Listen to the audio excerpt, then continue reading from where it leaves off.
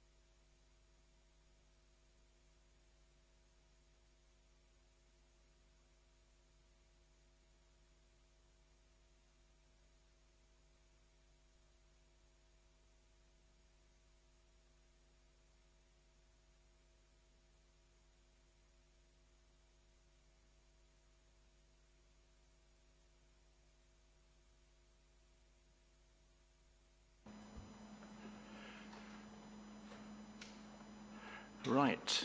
Good morning, everybody. Just wondering if we are online. I'm getting a thumbs up. Okay.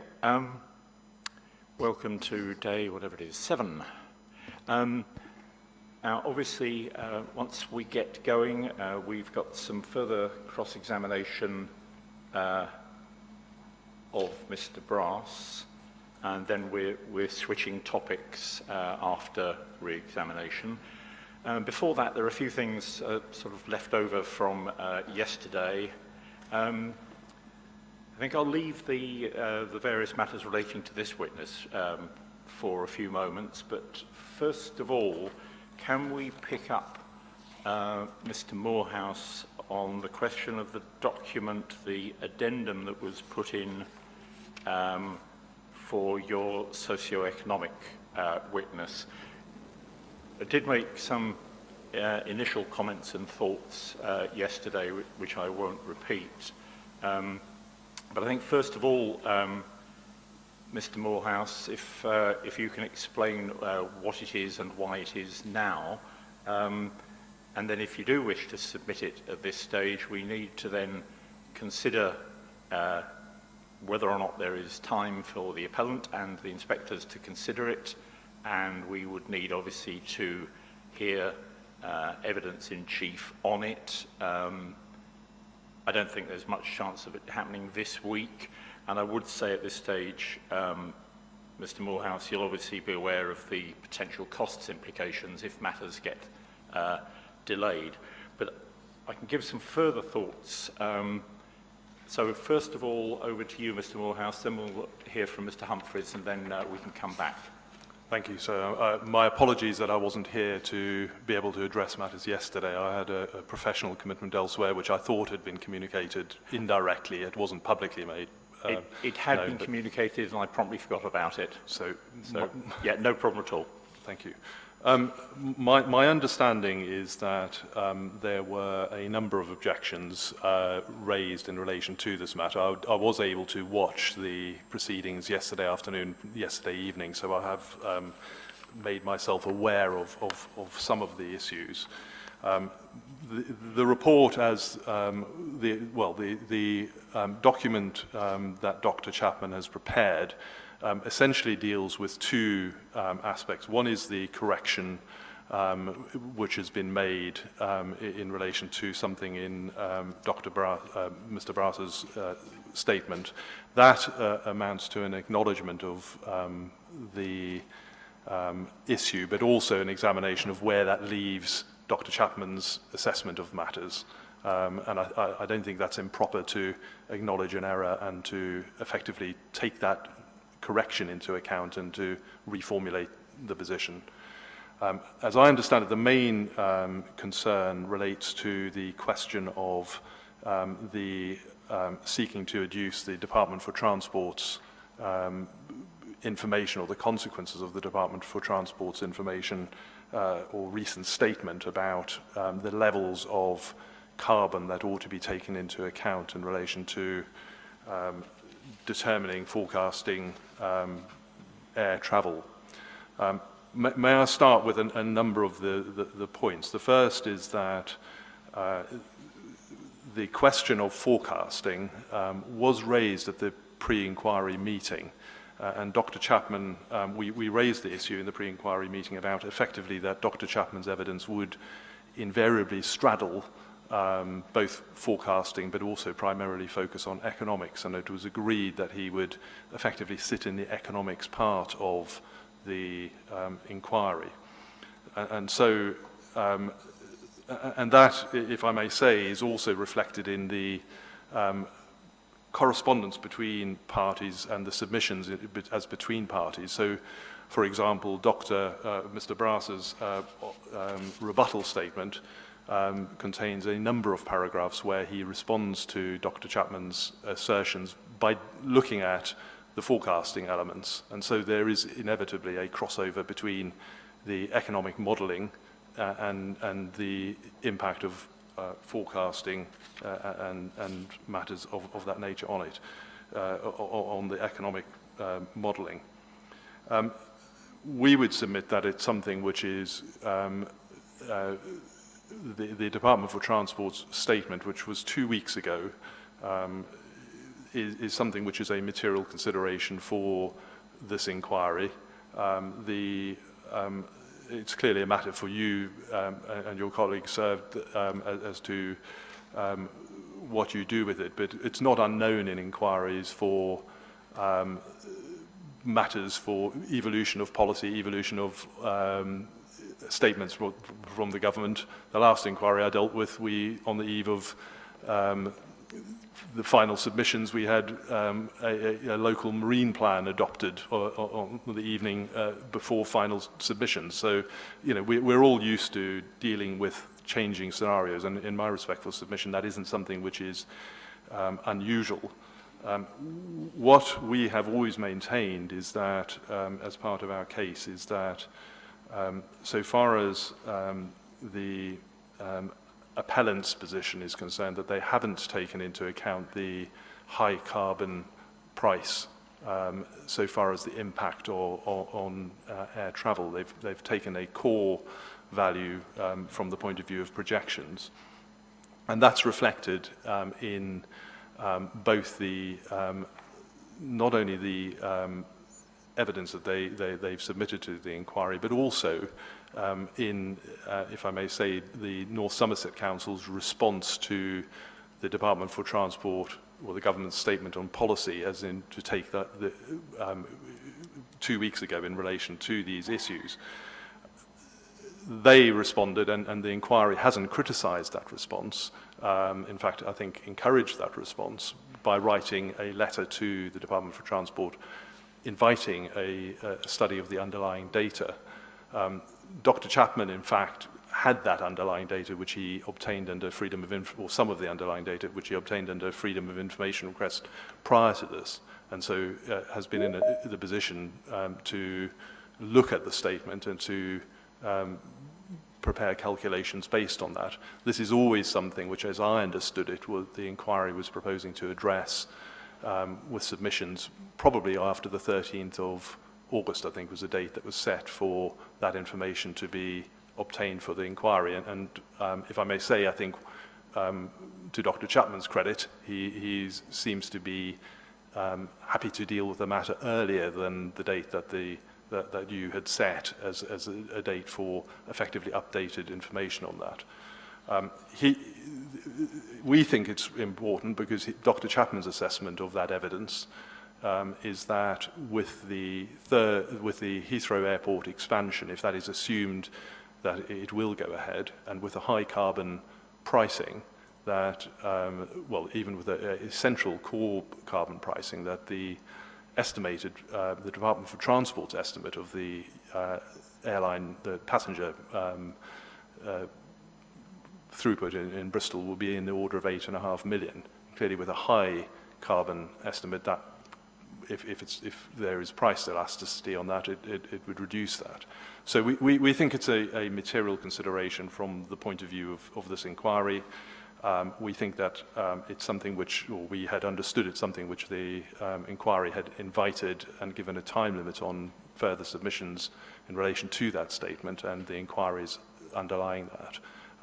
And essentially, Dr. Chapman's report is intended to, I suppose, set out his position, because we feel we're able to at this stage. Right, thank you.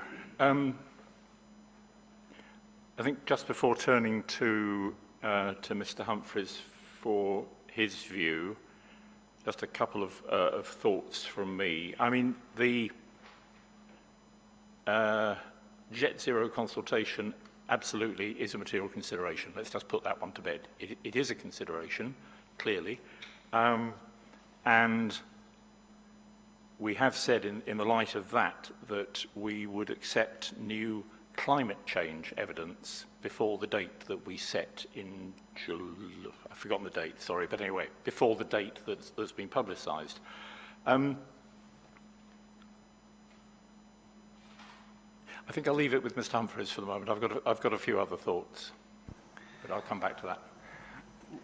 Well, sir, the first point on this is obviously Dr. Chapman is not an expert on forecasting. As far as I'm aware, he's never prepared a forecast for airports, and therefore it's not expert evidence, unlike obviously Mr. Foley or Mr. Brass. Second point, insofar as this produces some DFT data from the 2017 forecast, that's dated 2019. That's when the FOE request went in and was responded to, and therefore has been available for a very long time if Dr. Chapman, had intended to produce it. Thirdly, there are rather obvious reasons why the forecast in DFT for at Bristol in 2017 will have been lower than now. One of those was that it was expected that Heathrow expansion would happen very much earlier. Secondly, importantly, the DFT at that time assumed that Bristol was capacity capped at 10 million. That's in the DFT report in the tables. And therefore one can see why in that context the forecast at that time would be lower. Earlier, Heathrow, Bristol capacity capped. Beyond that, though, the points about whether or not we should have included high carbon costs or not, the point there seems to be based on, again, yet another web tag bit of interim advice. As we've already made it very clear, web tag does not apply to these non-governmental applications of this sort. But, next point, in any event, as we've explained, through the use of the Monte Carlo modelling, and I think I did touch on this with Mr. Brass in his evidence in chief, higher carbon prices will have been modelled as a part of a scenario of different modelling. Now, I do not intend to ask Dr. Chapman questions on this. It's just simply arrived too late. I don't have proper access to Mr. Brass in any event. I didn't, in fact, speak to him last night because we didn't get any update from Mr. Foley, and we'll come to that point, I suspect, in a few minutes. What I think I'm going to do, Mr. Brass is going to end his evidence, and this topic will end later this morning, is simply invite him, probably after he's then sat through socioeconomics, and because he's rather busy at the moment, to just produce a short note on this, setting out his comments on it. I don't see really that I can deal with it realistically in any other way without, as you say, having to recall witnesses and all of that, and I'm pretty reluctant to do that for obvious reasons, although, as you point out, if I do have to, it will have cost implications for PCAA. So that's my proposal on how we proceed, should you allow this evidence in at all. May I respond, please? Hold on. Thank you. Mr. Morehouse, a couple of very specific questions. The consultation on Jet Zero came out on the 14th of July, some days before the inquiry started. Why is the document only coming now? It wasn't flagged up, as far as I'm aware, at all. That was one of the two matters I was going to raise. The first is that Dr. Chapman's understanding was that the Department for Transport had indicated that they were going to issue completely revised policy in relation to this, and so he had waited for that. In fact, what was announced was that there wasn't going to be a completely revised policy, but in fact an increase in that parties were to work on the assumption of high carbon pricing was the unexpected statement. So that is the explanation behind that. Sorry to interrupt. That wasn't flagged up to the inquiry, as far as I know, either before we started or during the inquiry until this document arrived yesterday. Why not? I accept that. I think it was because of the people were anticipating, or Dr. Chapman was anticipating the new policy and hadn't prepared it. But that's the position. I don't go beyond that. My second question, you mentioned, or it is mentioned in the document, that part of the reason for this document was the council's letter to DFT, which is obviously before the inquiry. We've seen it. In what way does that support this late document? I mean, we've seen the letter. We obviously haven't seen a response. Whether or not we get a response whilst the inquiry is sitting, we don't know. But how does that support putting this document in, the fact that the council has queried or asked for an explanation of these documents?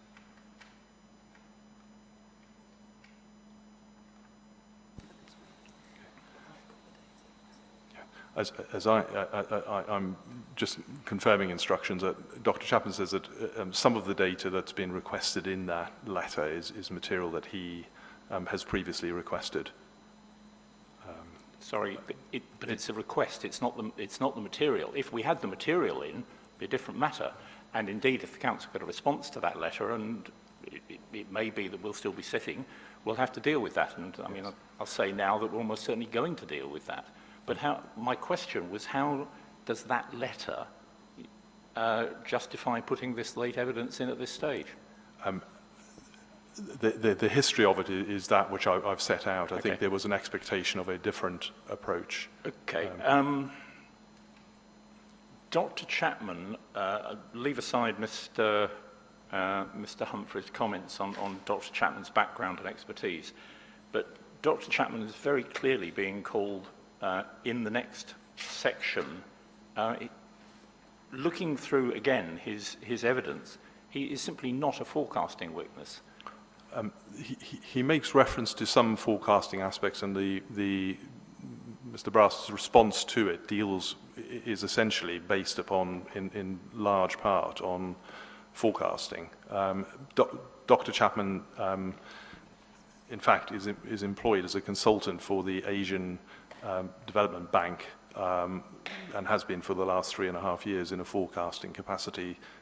He's got 6 years academic experience in forecasting, so I think it's wrong to categorize him as someone who has no... Yes, but forecasting what? Not aviation forecasting. That's accepted, but he has forecasting experience. For example, the use of the Monte Carlo assessments and things like that. He has proper hands-on experience of those techniques and understands them. How would you envisage, Mr. Morehouse, that if we accept this evidence, how would you envisage that we deal with it? I mean, as you know, we've got cross-examination, obviously, of this witness on forecasting, and then moving straight to re-examination, and then moving on. Now, how would you envisage that the inquiry deals with this forecasting evidence, given that we're moving on to the next topic? May I take some instructions, just briefly, given an observation made a little while earlier in relation to this, because obviously it has implications. Yeah, sure. We'll just pause for a few moments.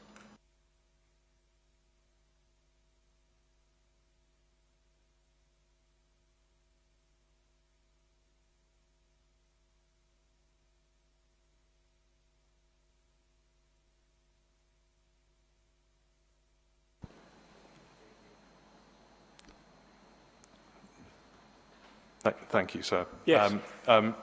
My instructions are that should there be any concern, we don't press the issue about if there's a concern about fairness. We believe, as I've indicated, that the result of the North Somerset Council inquiries will probably end up addressing this, and we'll leave it for them and the inquiry to deal with at a later date. So, okay, I understand that. So let's be absolutely clear. Are you suggesting that this document comes in now or not? Not unless there's agreement with it. Well, you've obviously, I mean, I was going to carry on, but you've obviously heard our concern about it and Mr. Humphrey's concern. Yeah, I think we'll leave it there. It may well be that new information comes in, thinking particularly of the request that's gone from the council, in which case there will obviously be the opportunity for all parties to comment on new information that comes in. Okay, we'll leave that there, and we won't take that document in at this stage. Can we then just pick up on matters that arose yesterday? And there are two that I noted down. One of which, I mean, in a way, this is very much down to the parties who were involved yesterday, but there were questions put, Mr. Taylor, by yourself to the witness about what I've noted down as missing elements of the model, and you obviously expressed your concern that you hadn't seen some elements despite requests, and you asked at that point, through the inquiry, if that was going to be released. Now, I don't know, Mr. Humphreys, how you were proposing to deal with that request. It's simply a matter on my checklist. Is there a response from... Yes, the frequencies was a single sheet. I may have been... It has, it has. Handed to you. It's a series of numbers relating to different market segments for the various airports. My understanding, you'd have to ask Mr. Brass about this, but my understanding is that the model works in a dynamic way with the relationship between different airports, and you will remember him saying that the reason he had offered a meeting was because he didn't think the numbers would be particularly useful, but we've provided the numbers, and there it is. So there's nothing else I have to say on that. Well, Mr. Taylor, you asked the question, you've got a response. I've got the response and I'm awaiting instructions. Okay, I'll obviously leave that with you, and if there's more to be said on that, then so be it, but you've got the response. Okay, the other matter was in relation to the evolving question on fleet mix, and Mr. Foley was hoping to put a note together. I do understand from a quick comment by Mr. Taylor just as we were beginning that obviously that hasn't been done despite very late night working. That's absolutely fine. So, Mr. Taylor, where are we on that? So I'm sorry that we haven't got the note to you. We have done our best to get it to you by now, but haven't attained that objective. I'm told that we'll be in a position to provide the inquiry with a document late morning, obviously that places us in somewhat of a difficulty in terms of concluding the forecasting part of Mr. Brass's evidence.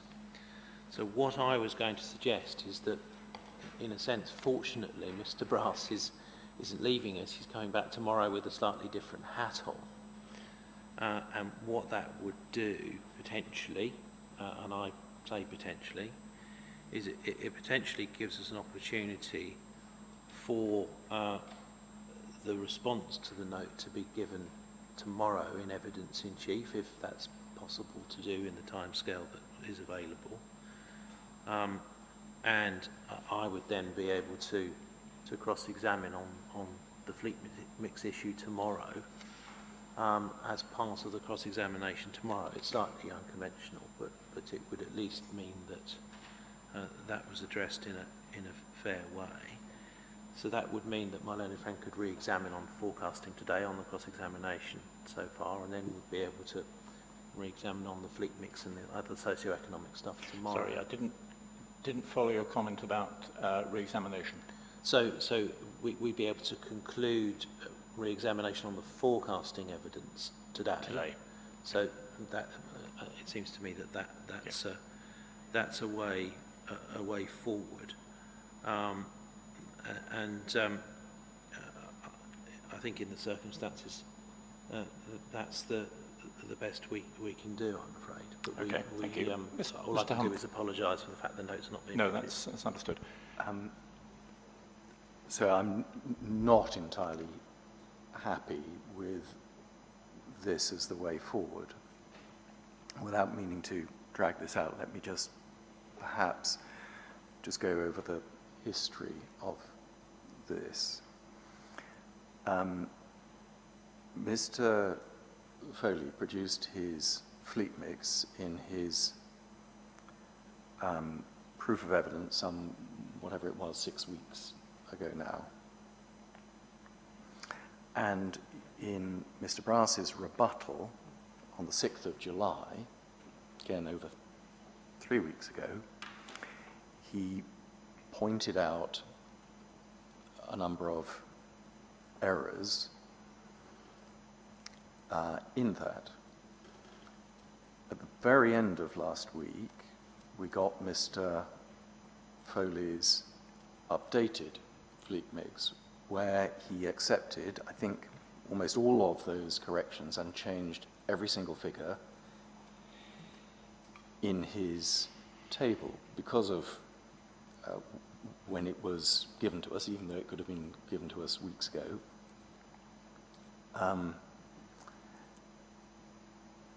I didn't have a chance to study it or talk to Mr. Brass about it over the weekend. I was actually working over the weekend, but on next week's cross-examination, and was travelling a large part of Monday, as was Mr. Brass, so had fairly little time to understand it. But I did cross-examine Mr. Foley on Tuesday morning, and I put to him the essence of the case, that he'd accepted a lot of those corrections. He had then reduced the numbers of a number of the new generation aircraft types. In particular, I put to him the Airbus types, and put to him that there was no justification for that, and then put to him that he had very substantially increased the Boeing 737-800 fleet mix type well beyond his own Jet 2 numbers, and I asked him what the justification was for going beyond. And you will remember I said in your evidence, in the paragraph, there is absolutely nothing on that. There could have been. He could have explained it at that point, but he didn't. In response to me, and I checked through this, when asked, well, where have those came from, he said, oh, well, that could be Ryanair or TUI. Mm-hmm. Was it difficult for me to respond at that point? I'm not an expert in fleet mixes, but that was the answer. When we got to Mr. Brass's evidence, I asked him to comment on that. In relation to Ryanair, he pointed, not to new evidence, he pointed to Mr. Foley's own Table 1, where he points out that Ryanair would only have very few, 7%, older aircraft types, and that was simply not consistent with these numbers. And in relation to TUI, and this is the one piece of new evidence that I didn't put because I couldn't know it, he said that TUI have publicly announced, and therefore this would be known to Mr. Foley, have publicly announced that they're moving to a 2-aircraft fleet, and that does not include the 737-800, as I understand it. Now, it was then said at the end of the evidence in chief that, look, these things had not been put to Mr. Foley. One thing to do with TUI, one thing. Everything else was available. All other figures, percentages, were based on Mr. Foley's own percentages. So the 98% increase in Boeing 737s, I said it was substantial. Mr. Brass said 98%. I said, look, you seem to have reduced or barely grown Airbus. Mr. Brass said, well, that's about 8%. That's simply just a mathematical calculation. Now, I assumed, when I agreed that a new note could go in, that this was simply going to be, you know, a one-paragraph note saying, yes, I've checked with the TUI announcement. Yes, they have said exactly that wasn't put to me, but I accept it. I now find it very difficult to understand, having ended his evidence, how Mr. Foley now needs to put in a note so substantial that it's taken, what, a day to write it. This should be, you would think, a two-liner, because everything else is put, and it's simply not fair, it's not appropriate that Mr. Foley keeps having these further bites at the cherry. There's a first fleet mix, he then accepts that's wrong and changes every figure. There's then a second fleet mix, I cross-examine him on that. Only one new fact which I couldn't possibly have known, I didn't know he was going to point to TUI, and then we get a substantial note. Now that is just not appropriate. I don't see why, having failed to put this note in the time that was indicated, it should now be allowed in.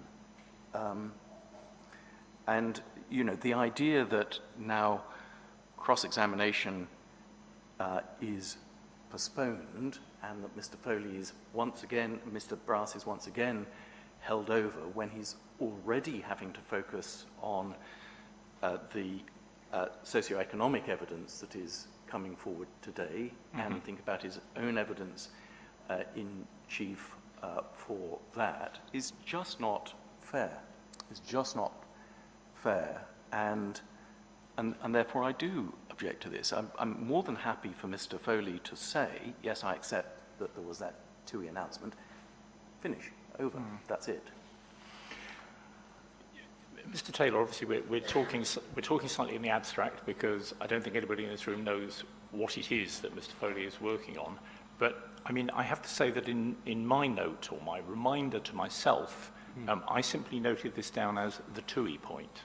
Right. Okay. Well, let me just take you through the points that Mr. Brass made in his examination in chief that were not put to Mr. Foley. Okay. So it's more. So we're saying it's more than the TUI. Oh, it's more. And I did say the points plural yesterday when I made my request to be able to put the note in, because I don't accept the characterisation that my learned friend has put to you, I'm afraid. And I see this very much as a matter of fairness. Obviously, ultimately, it's a matter for you whether you let the note in or not. But I think this is very, very strongly a matter of fairness. So, Mr. Brass, yesterday in his evidence in chief, suggested that the load factors for the Jacobs mix produced in the note INQ 10 were not such that airlines would actually fly. That was not put in cross-examination. He suggested that the total passenger numbers in that mix would exceed 12.3, would exceed 12 MPPA. That was not put. That point had been made about the previous mix, but it wasn't put to Mr. Foley about the new mix. It was suggested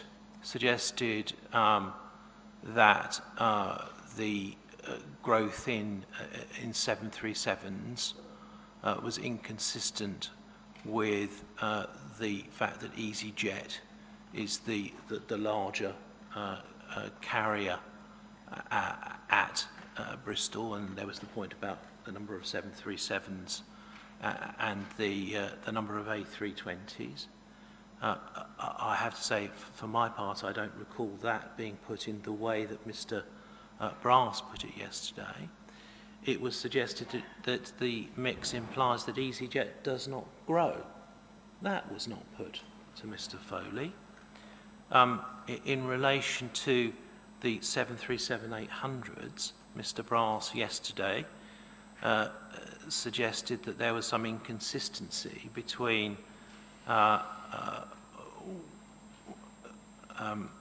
Table 1 and the split of existing generation and new generation aircraft for Ryanair and the mix. That wasn't put in cross-examination.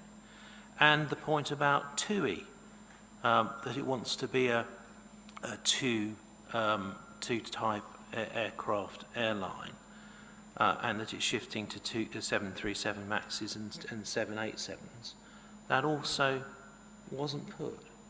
So none of those points were specifically put to Mr. Foley, and I make no criticism of that. I'm simply seeking on behalf of my client the opportunity to be able to respond fairly via evidence to those issues. That the note that we're producing is the draft that I've seen has a table and it runs to, I think, about a page and a half of A4. It is not screeds and screeds and screeds of information you'll be relieved to hear. But there is, calculations and work that has to be done and data obtained in order to be able to respond to these points. And of course, we've tried to do that overnight by working till the very early hours. We've done our best, but these were all points taken for the first time in examination in chief that weren't put to Mr. Foley. Now, if I'm wrong in that and you take a different view, then you can say, well, you can't respond, and I can deal with the consequences of that later. But I really do think that it's only fair that Mr. Foley gets an opportunity to address those matters.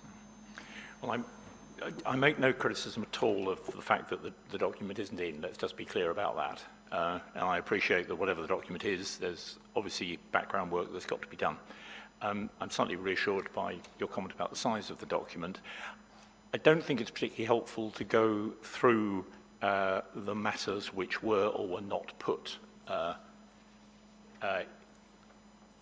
after Mr. Foley had concluded his evidence. There's obviously a difference between these two parties as to which matters were or were not put and when they were put. There certainly is, there's the TUI point, as I characterised it, which it's accepted wasn't put, that simply came out. I think what I'm going to say, given that Mr. Foley has obviously worked long hours to produce this document, he's doubtless now near enough finishing it, one hopes. Let's get the document in, but I'm not going to accept it at this point as an inquiry document. I think it's only fair that Mr. Humphreys and indeed Mr. Brass see the document, see what it entails from their point of view. It may be, frankly, put simply, it may be a storm in a teacup. It may be that when we see the document, Mr. Brass and Mr. Humphreys think, well, okay, we can make a quick comment on it and that'll be the end of the matter. If it isn't, then we'll obviously have to discuss how we deal with it, because I am very conscious that although we're fortunate to have Mr. Brass here for the rest of the week, he has got a different hat on and he's got different evidence to give, and I don't want him to be in any way conflated between the two. So let's get the document in. We can then all see what's actually in it and how critical it may be for the parties. If it is a matter that needs further consideration, we can think about how we best do it then in relation to Mr. Brass's availability. So let's leave it like that for the moment. Mr. Humphreys. Yeah, I think that's a very, if I may say so, sensible way forward. I'm perfectly content with that. Okay. Right. That was a good bit of housekeeping. Are there any other housekeeping matters? He said, hoping not. Okay. Thank you very much. Now, if we can all drag ourselves back to where we were, which is the second cross-examination of Mr. Brass, part one, as it were. Mr. Brass, part two, comes back later. So, Ms. Beth, over to you. Now, you originally estimated half an hour in cross-examination. Well, I think Mr. Taylor hasn't cross-examined on fleet mix yet, unless we are having Mr. Brass that's a good point. back, which can compounds this problem Sorry. that he's in the middle of his other evidence. Yeah. That's why I suggested that we return to Fleet Mix tomorrow. That seemed to me to be the obvious solution. No, I must admit on that one, I take the point. I'm with Mr. Humphreys on that one because, you know, this witness has got to deal with. I think mentally he's just got to be allowed to close this door and step through the next door and start thinking about that. Otherwise, he's being cross-examined twice in 2 days on completely different things. You know, as you say, when we've got the note, it may all be a storm in a teacup. Let's just see whether it is or whether it isn't at that point. But you know, the main cross-examination on Fleet Mix surely must be now. Yeah. I'm not in a position to be able to do that because I need to be able to put what's in the note to Mr. Brass, obviously.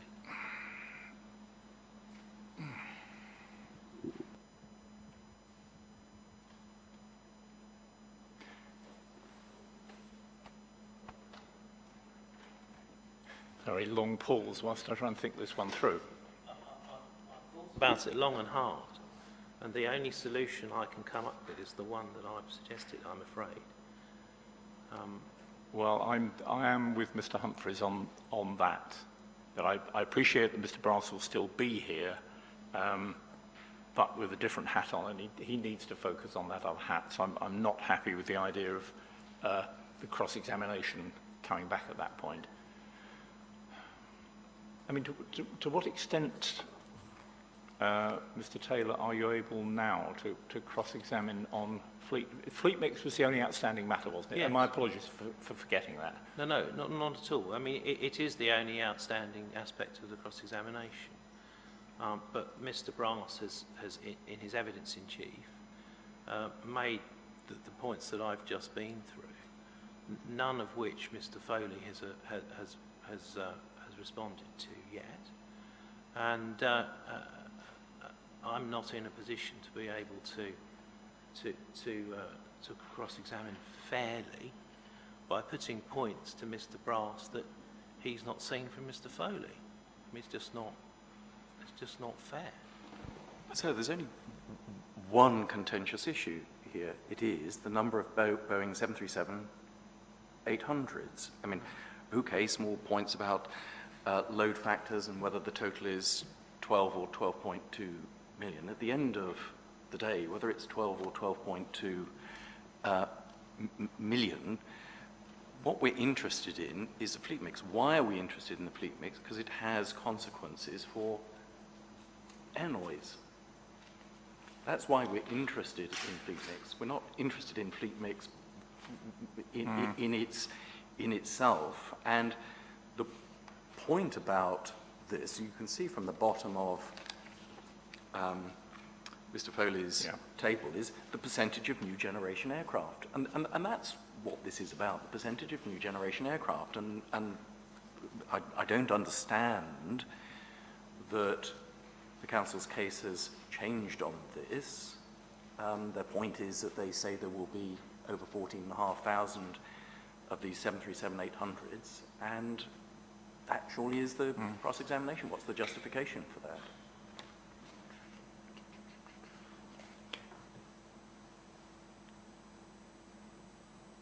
Mr. Taylor, leaving for the moment aside the matters that Mr. Foley is working on, have you got any other cross-examination on fleet mix? I'll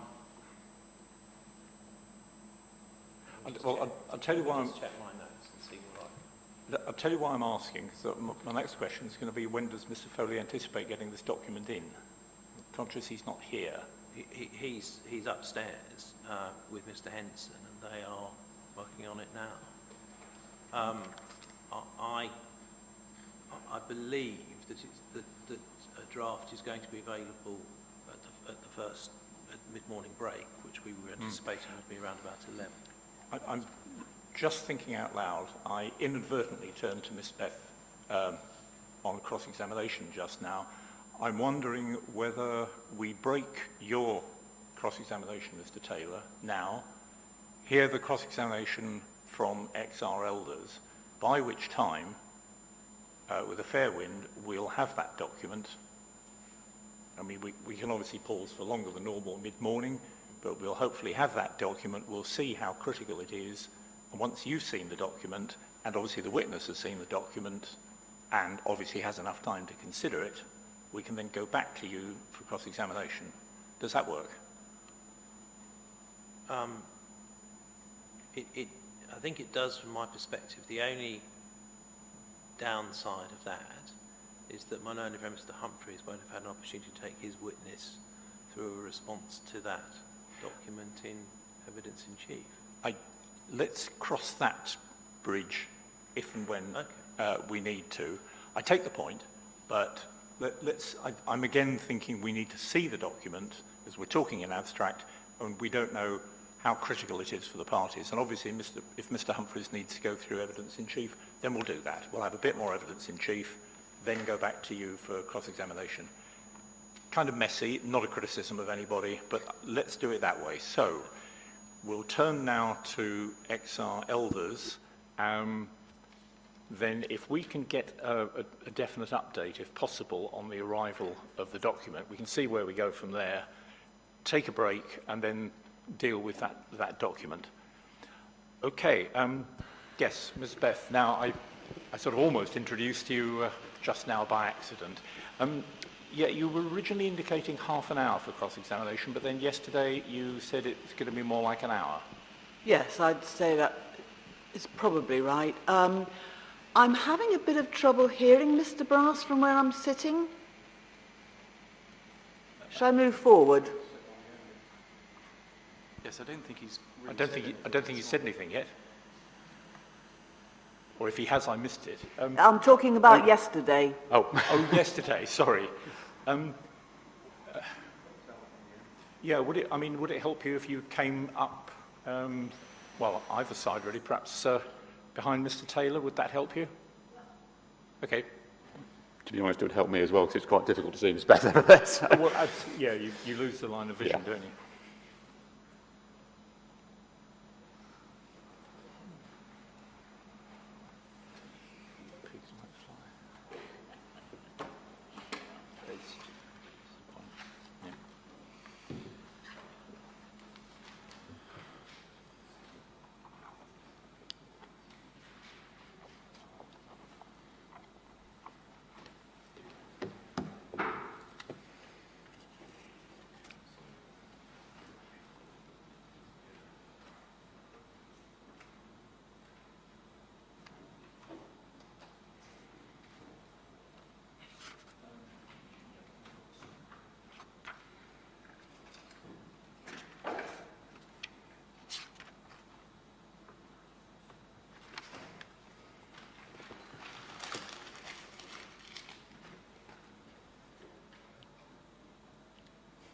Good morning.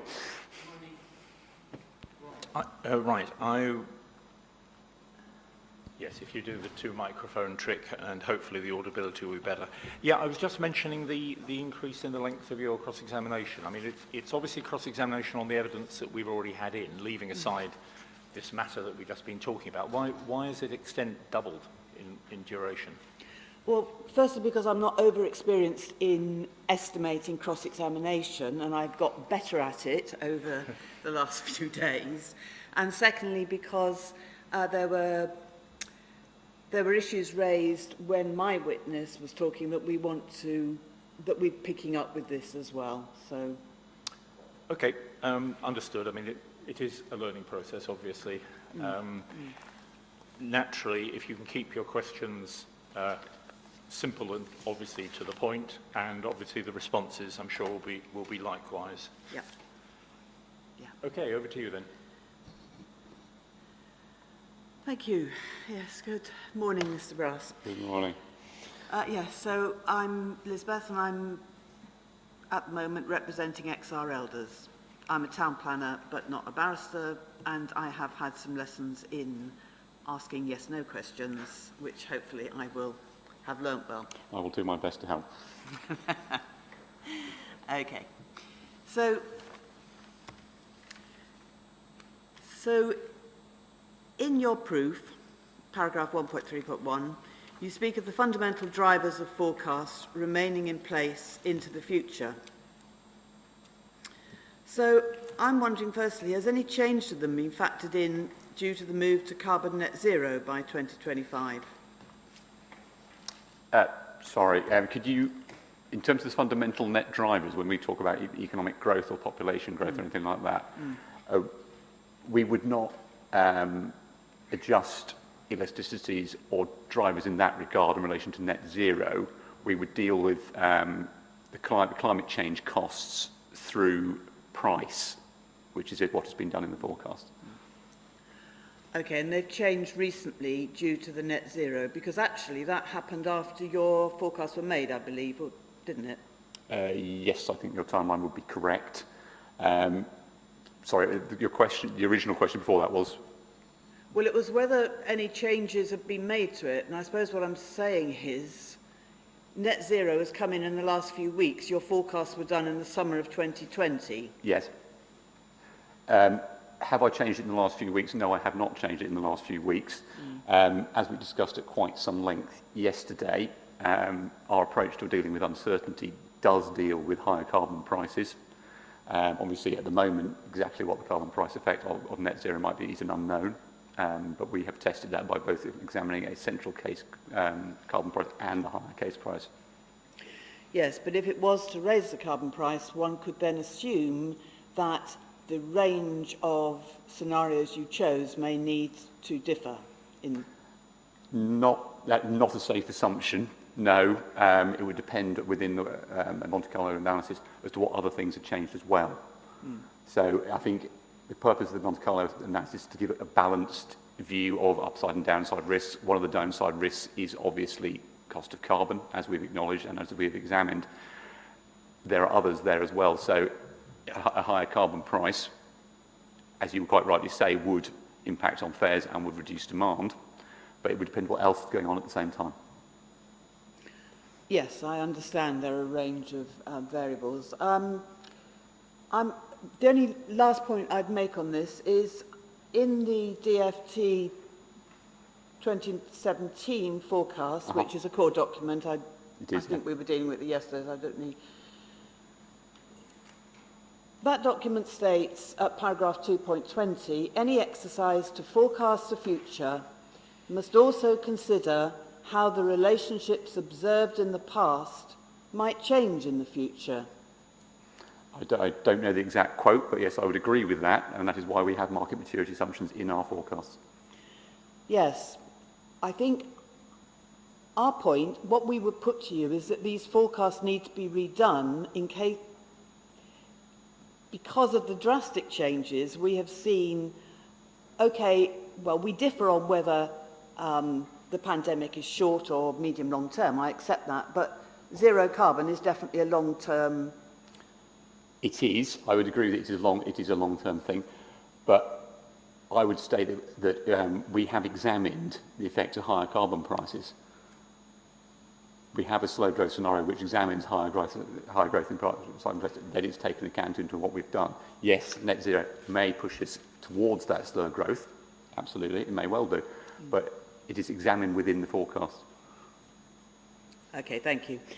So you see it in your proof, paragraph 2.2.4, you see our propensity to fly being greater because we are an isolated island nation. Sorry, can you just pop the reference again? 2.2.4? 2.2.4. Yes. You accept that we are less of an island nation now that we have the Channel Tunnel? I would not accept that the Channel Tunnel makes us not an island, no. I would say just a link, as much as like a bridge is a link, and it is not part of the UK, no. Okay. You'll be aware that there's proposals to upgrade the railways of Europe, including sleeper trains. Will this have any effect on European flights from the UK? My view is that no, not significantly. The research that I've seen certainly around sort of the interaction between rail and air, is that you would need to reduce journey times by train across Europe really, really quite substantially for it to have a significant effect on people's propensity to fly rather than go by rail. Okay, thank you. So you state, this is the next paragraph actually, 2.2.5, you state that growth in the propensity to fly in the UK is likely to have slowed. Is this because it is a mature market? Yes, I think that's probably a fair comment. That's what we're driving at. Yes, over time, as we've said, and as the reason for our market maturity analysis is that markets do tend to slow in their reactivity. Yes, that is correct. Okay, and you factored that in? That is factored into the forecast. Yeah. Okay. You point out again in your proof that the new government emphasis is on a global Britain. Will this mean that business turns away from Europe and towards Asia? I think we're probably slightly getting toward beyond forecasting questions and here more into my views on the global economy in a way. I think that's a very interesting question. I'm not sure it's one I probably can be. Well, I have my views on it, but whether I'm an expert on it would be a slightly different question. I think it's probably relatively clear that economic geography is moving eastwards. I think that's probably fair to say. But I would also say that the EU remains the UK's largest trading partner by some margin, and it will always be a very, very important part of the UK and part of any form of global links and trading links and investment links. Yes, I'm raising it because you've made the point in your proof that a move to a global Britain could increase business travel. So what you've also made the point that Bristol Airport deals mainly with travel to Europe, or that's its big market. So my question is, won't this tend to reduce demand for flights to Europe within the business travel market? Sorry, what would be? A globalisation and a move towards... Oh, sorry, right. No, I think ultimately the growth in markets is driven by economic growth, as we've stated quite clearly. Just because Asia grows does not mean Europe doesn't. There would still be growth within Europe, and there would still be a growth in demand within Europe. I don't think that pattern affects what would happen at Bristol. You don't see Brexit as influencing the amount of trade with Europe? I do see Brexit as influencing the amount of trade with Europe, but I see Brexit as an economic effect, as we've already stated, and all the economic forecasts that we've used in underlying our model are post-Brexit, so that is reflected within the growth rates that we've established. Okay, thank you. So, to move on to the Steer report, you quote this at paragraph 2.6.4 in your proof. Sorry, just a moment. I moved to as well. Yes. Now, excuse me, I've just pulled half the pages off my... because it was open. Don't worry, I think I've just done the same thing. Yes, I just need to repair these.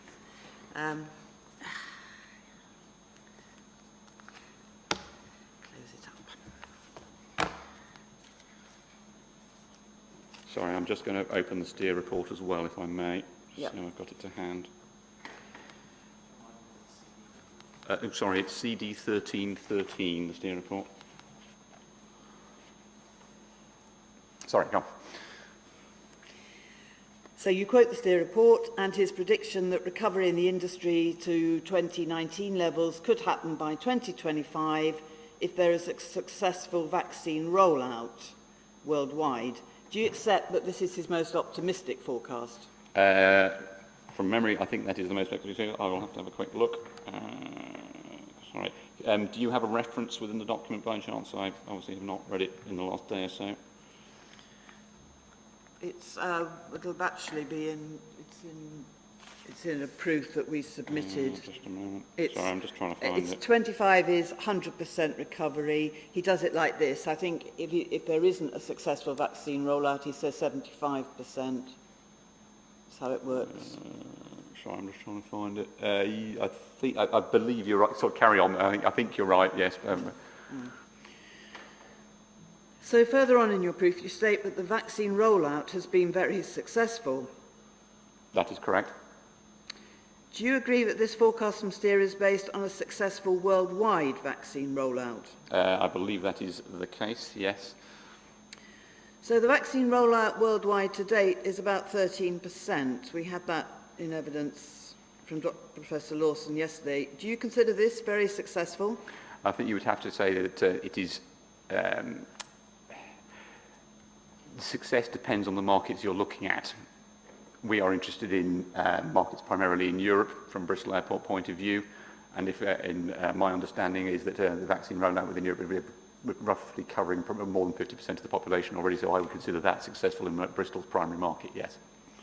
So you're talking about a very successful vaccine rollout, certainly in the UK, and to an extent in Europe as well?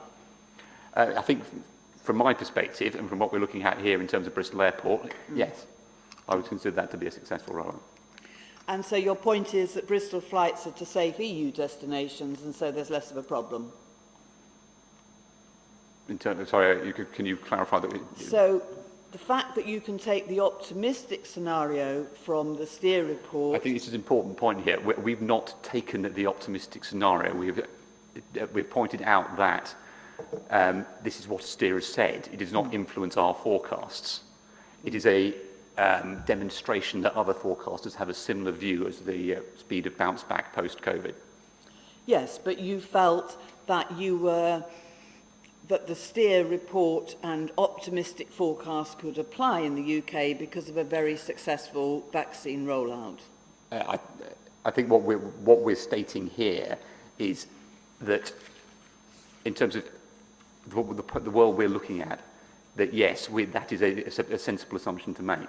Sorry, not assumption is one word, a sensible view to take. The vaccine rollout had been successful, and in terms of what the Steer report was looking at, which was UK airports, then it was reasonable to say 2025 as a scenario to look at, yes. Thank you. So do you accept that in airport buildings, short and long-haul passengers mingle? Yes, that would be correct. That passengers on short-haul links may have originated from destinations outside of Europe? I would say that's reasonable. Yeah. And that Europe is not a bubble? I would also say that Europe is not a bubble. Yeah. Okay, and during the first the first wave of the pandemic, a lot of infection came via Italy from China. Ms. Beth, Beyond your scope. I think we're probably kind of straying slightly into evidence around health effects and virology, which frankly I'm not an expert on. Anecdotally from press reports that I read at the time, yes, I believe that would be the case, but it's really something I can't comment on. Yeah. And the final point I'd make on this is that increased globalisation does mean increased global mingling, does it not? Again, yes, I think that's probably a fair comment. Yes, as we've stated, globalisation is a driver of travel, yes. So yes, by extension, yes, it would be a driver of mingling. Okay, so I'd like to go to your paragraph 2.7.3 in your proof. Yep.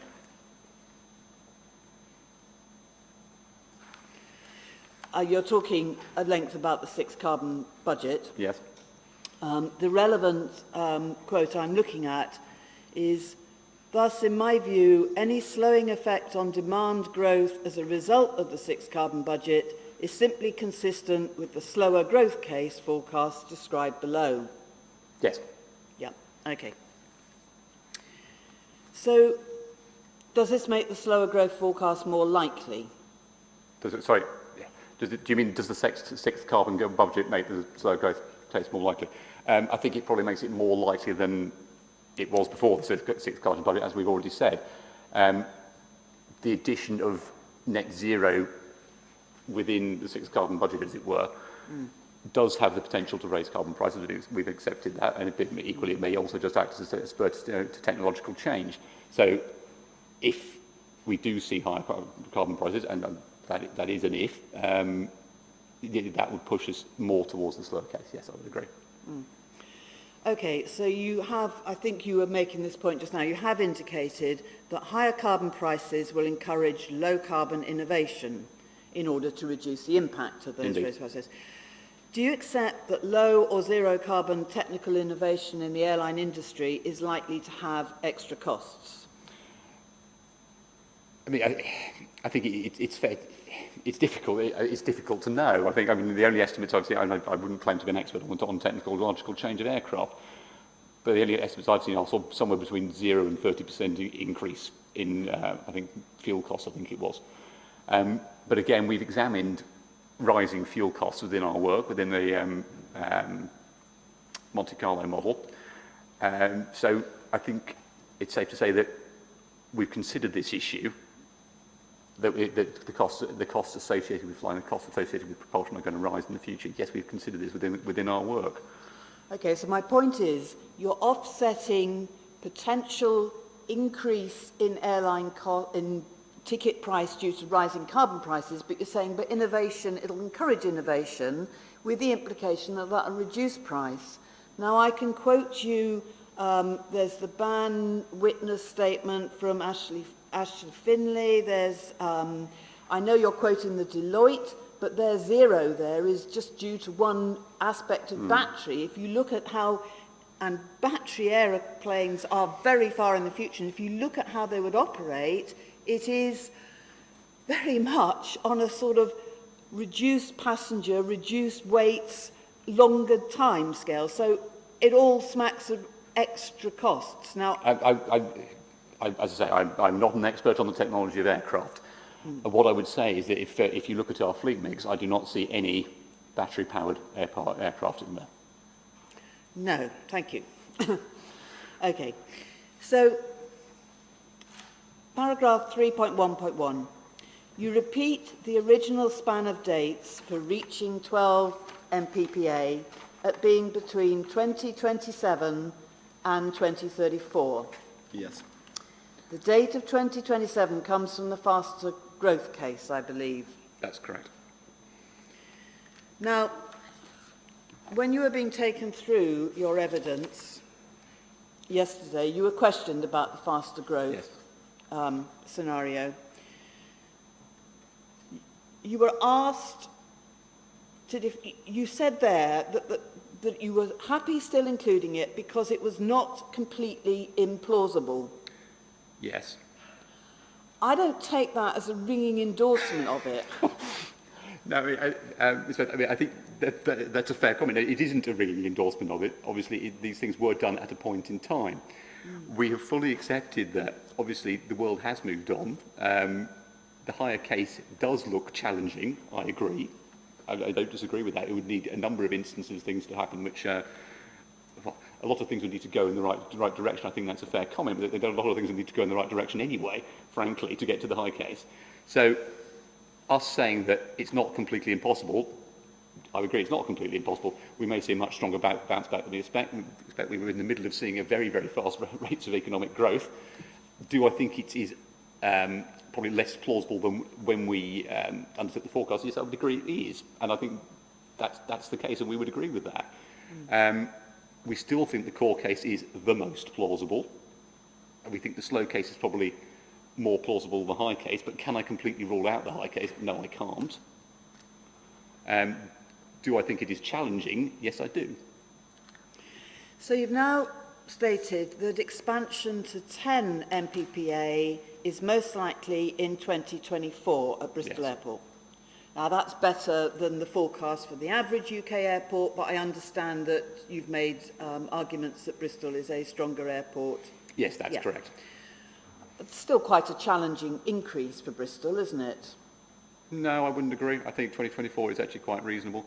And I think what we're seeing at the moment, obviously, is, well, I think what we're not seeing at the moment is probably a better way of putting it. We're not seeing demand. Ultimately, we cannot see demand. I would accept clearly the UK economy, and indeed the world economy, to get a significant economic hit last year. Absolutely don't disagree with that. Did it take a sufficient economic hit to remove 98% of traffic from the world's airports? No, it didn't, frankly. That is purely a function of travel restrictions. Once travel restrictions return and we're beginning to see more normal patterns in terms of what drives air traffic growth, I think we'll see quite a fast bounce back. And I think 2024 for 10 million is reasonable. Yes, I do. I think that's the core case remains a reasonable case. But it is true to say, isn't it, that most of the international trade organisations are seeing recovery not just bouncing back within a year, that it will be a process over several years.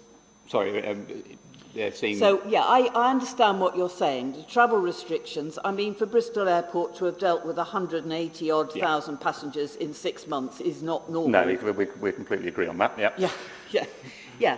But what the commentators are saying is that there is going to be a period of recovery over several years, that we're not just going to bounce back the minute COVID ends, whenever that ends. There is a trajectory. Yes, but I think you've got to think about there's an important point to make here before we get any further, is that the short-term forecasts in terms of what we're examining here have very limited relevance at the end of the day. What Bristol looks like next year, or indeed the year after, in terms of examining the environmental effects, isn't relevant. However, coming to the question, the trajectory, yes, there is obviously a recovery trajectory. The question is whether it is a sort of, I'm sorry, I apologise, can that be seen? It probably can, but whether it's sort of a V shape like that, or it's sort of a tick shape like that. Sure. And I think our view would be that given that economies are recovering strongly underneath, but restrictions are still in place, what you are likely to get is very much a V shape, because as those restrictions are released, it will bounce back very strongly. So you are going to get to a point back up near, and then you're going to bounce back quite quickly and have a sort of a shallow recovery back to the levels we've seen before. So I still regard 10 million at 2024 as a core and sensible and reasonable forecast. Okay, but to get to 10 MPPA by next year, which is your faster growth, I would agree that would be challenging. I would use implausible stroke impossible. Is that not fairer? Again, I would say, in terms of what we're examining here, this is a question that isn't relevant. I would say it's extremely difficult, if it's not impossible. Okay, we'll have to differ on that one. We will. We will, yeah. Okay. So, if we take your more reasonable scenario... Sorry, when you say more reasonable, which one? If that is the core growth assumption, that you will increase to 10 MPPA by 2024. Yep. Given that we're not yet totally out of the COVID situation, we don't know if there's going to be travel restrictions coming back in or not over the next year or two, certainly in some parts of the world.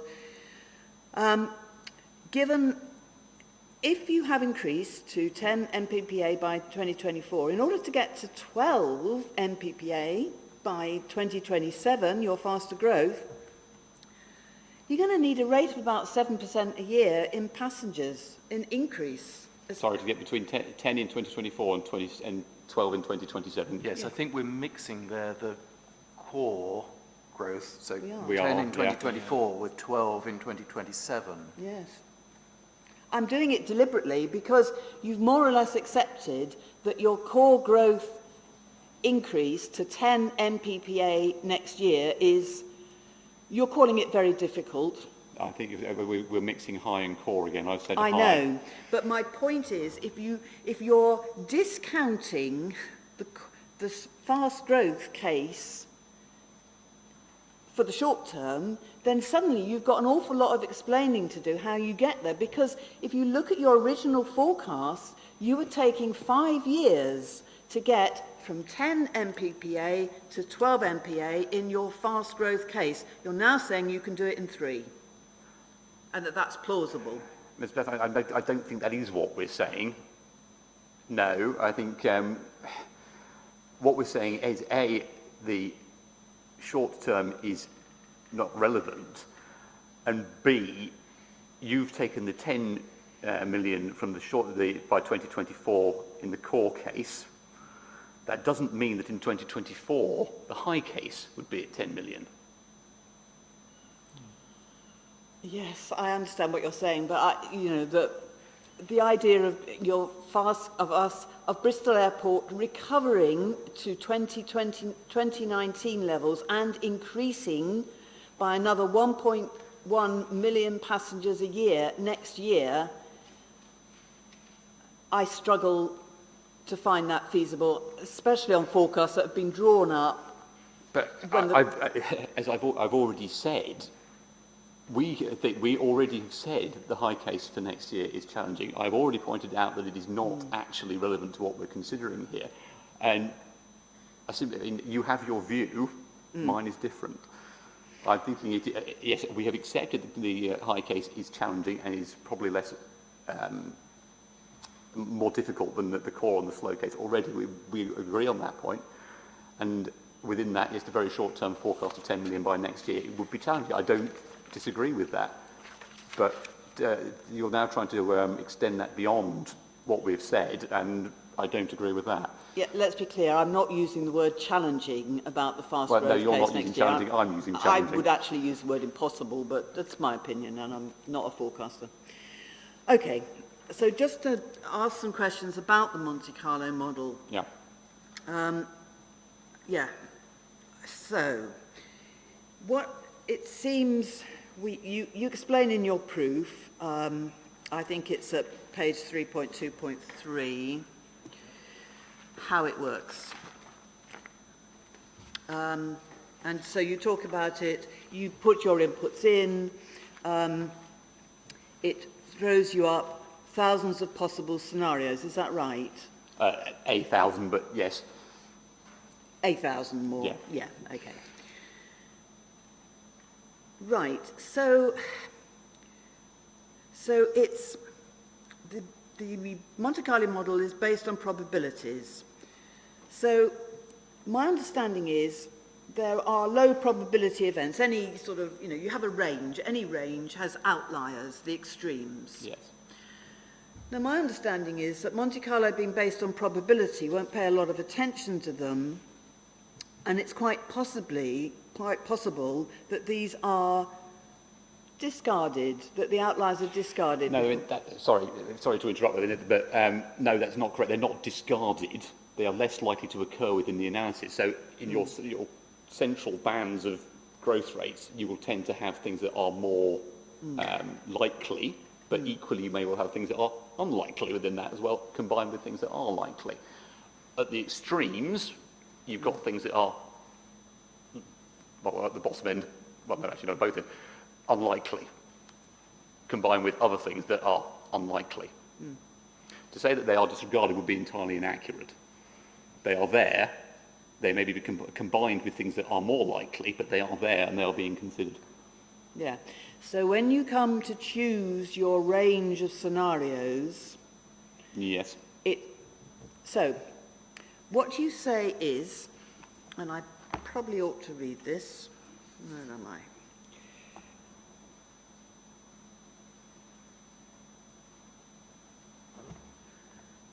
You might need to help me here, 3.2.3, yes, yeah.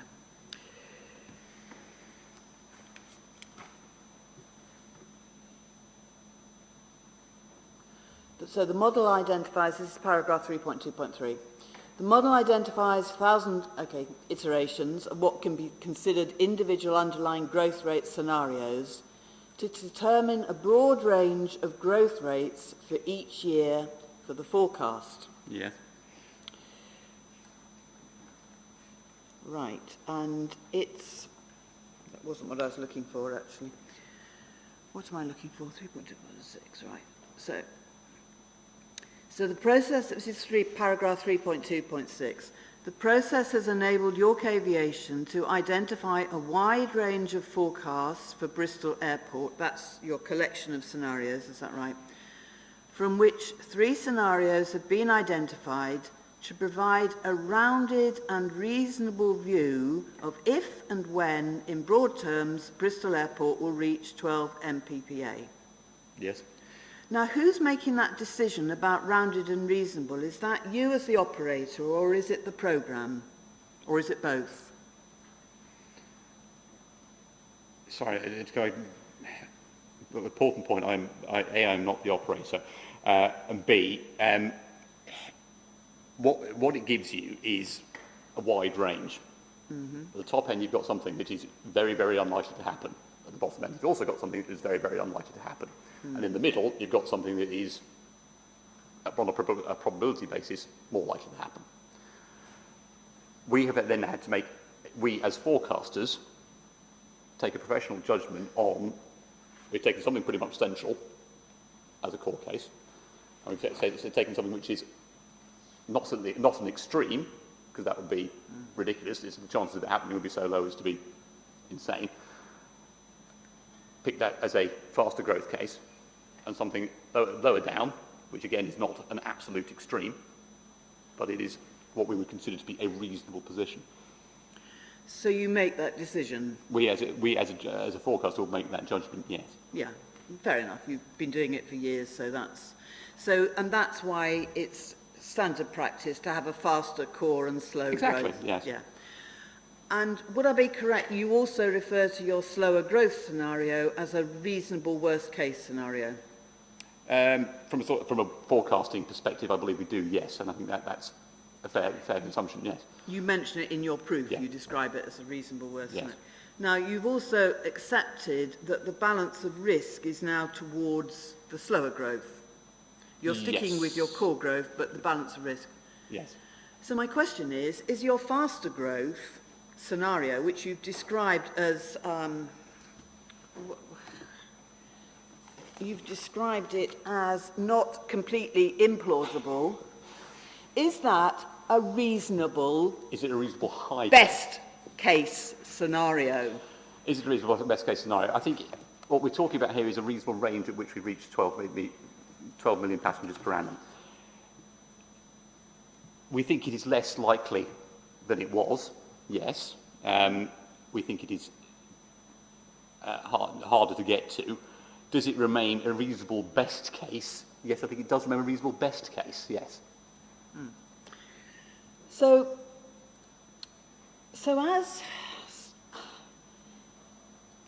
well, we will differ on whether it's reasonable or not. I think, not quite implausible doesn't, as I say, does not convince me.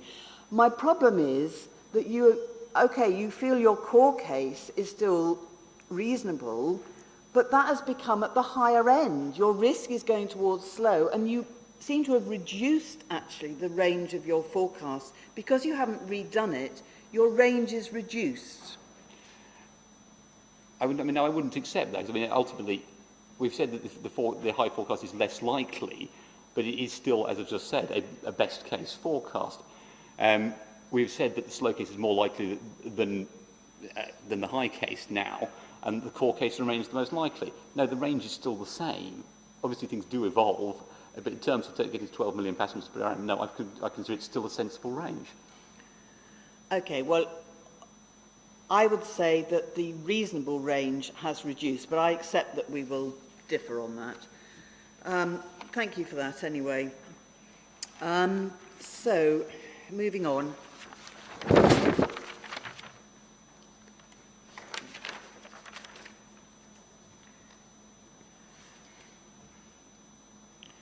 Now, we looked at your forecasts and we found something that puzzled us.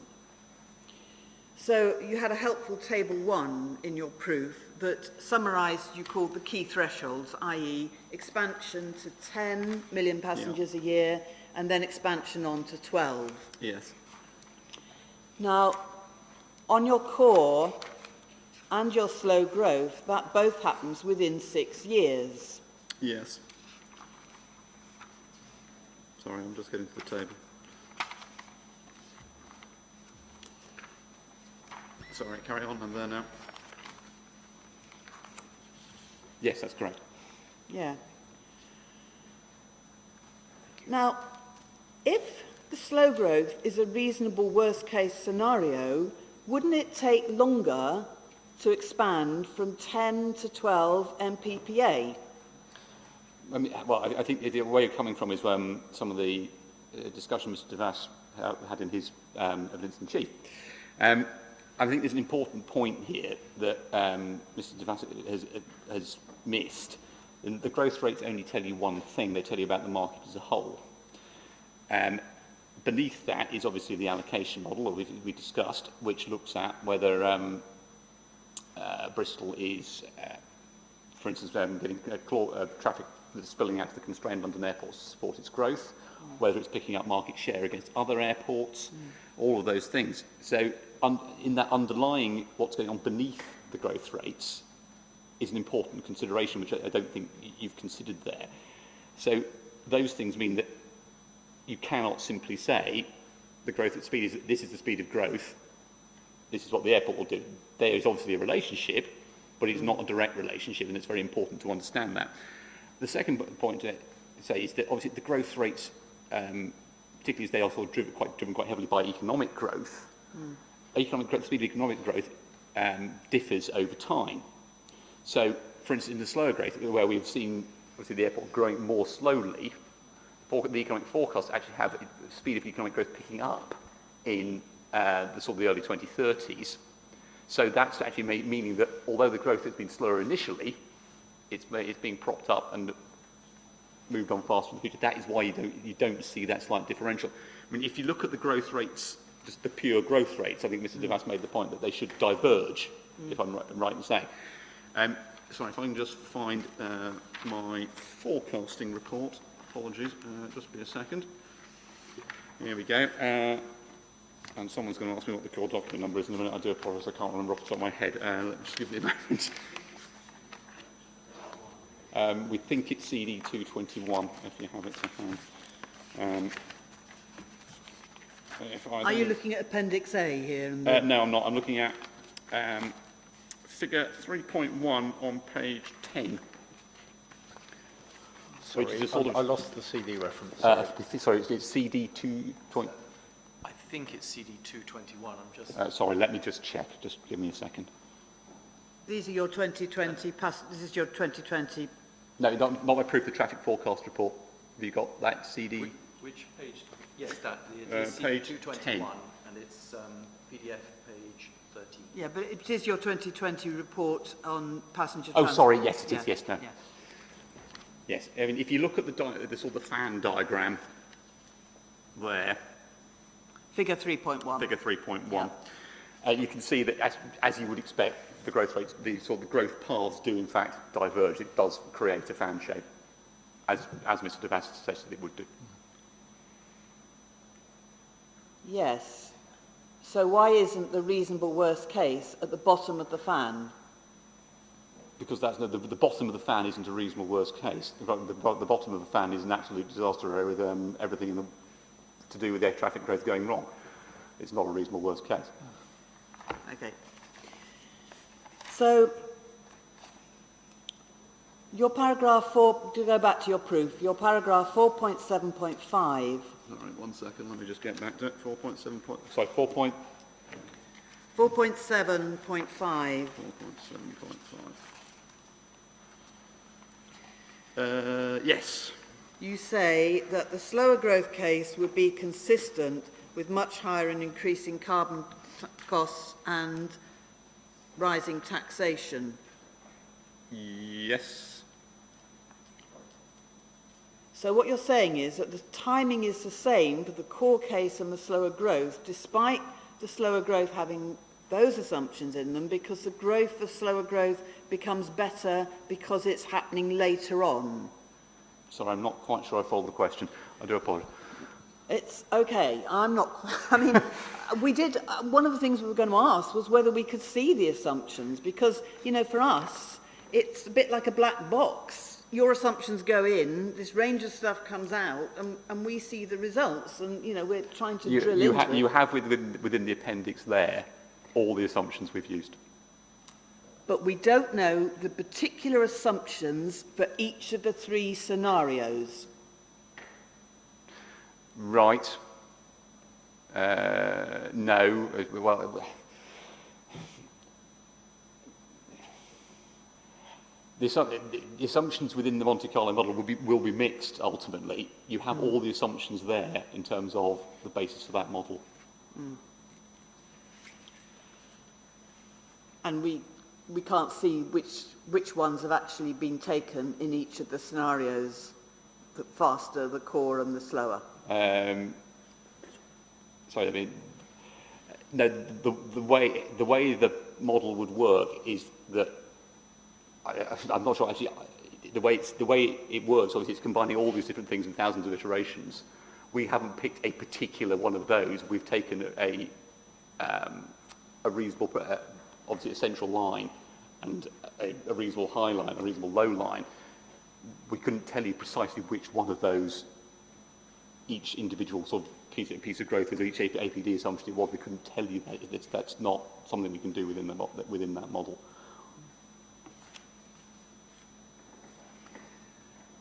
Okay, so it just gives you the data that it gives us a reflection of all of these things combined together in that way. Okay, well, I still would question the choice of the reasonable worst case scenario based that it seems pretty similar to your core case. I simply don't agree with that statement. I mean, I don't see how you can say that the airport arriving at 12 million 4 years later seems pretty much the same as the core case. That just doesn't seem logically intuitive. Well, that is what is happening.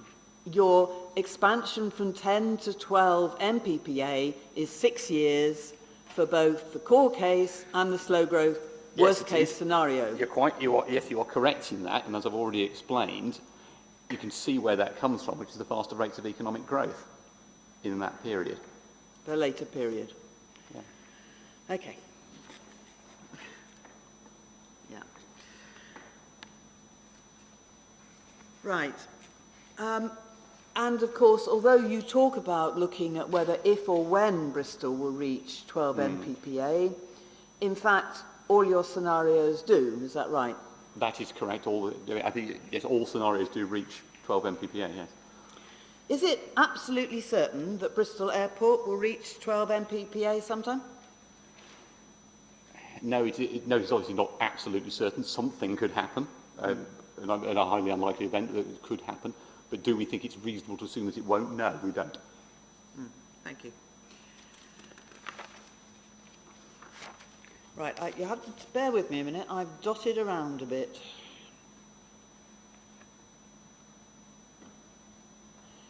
So, in paragraph 3.1.6, you refer to discounting the competitive pressure from any third runway at Heathrow, as this is not likely to be operational before 2033. Is that right? Sorry, let me just read the paragraph. 3.1.6.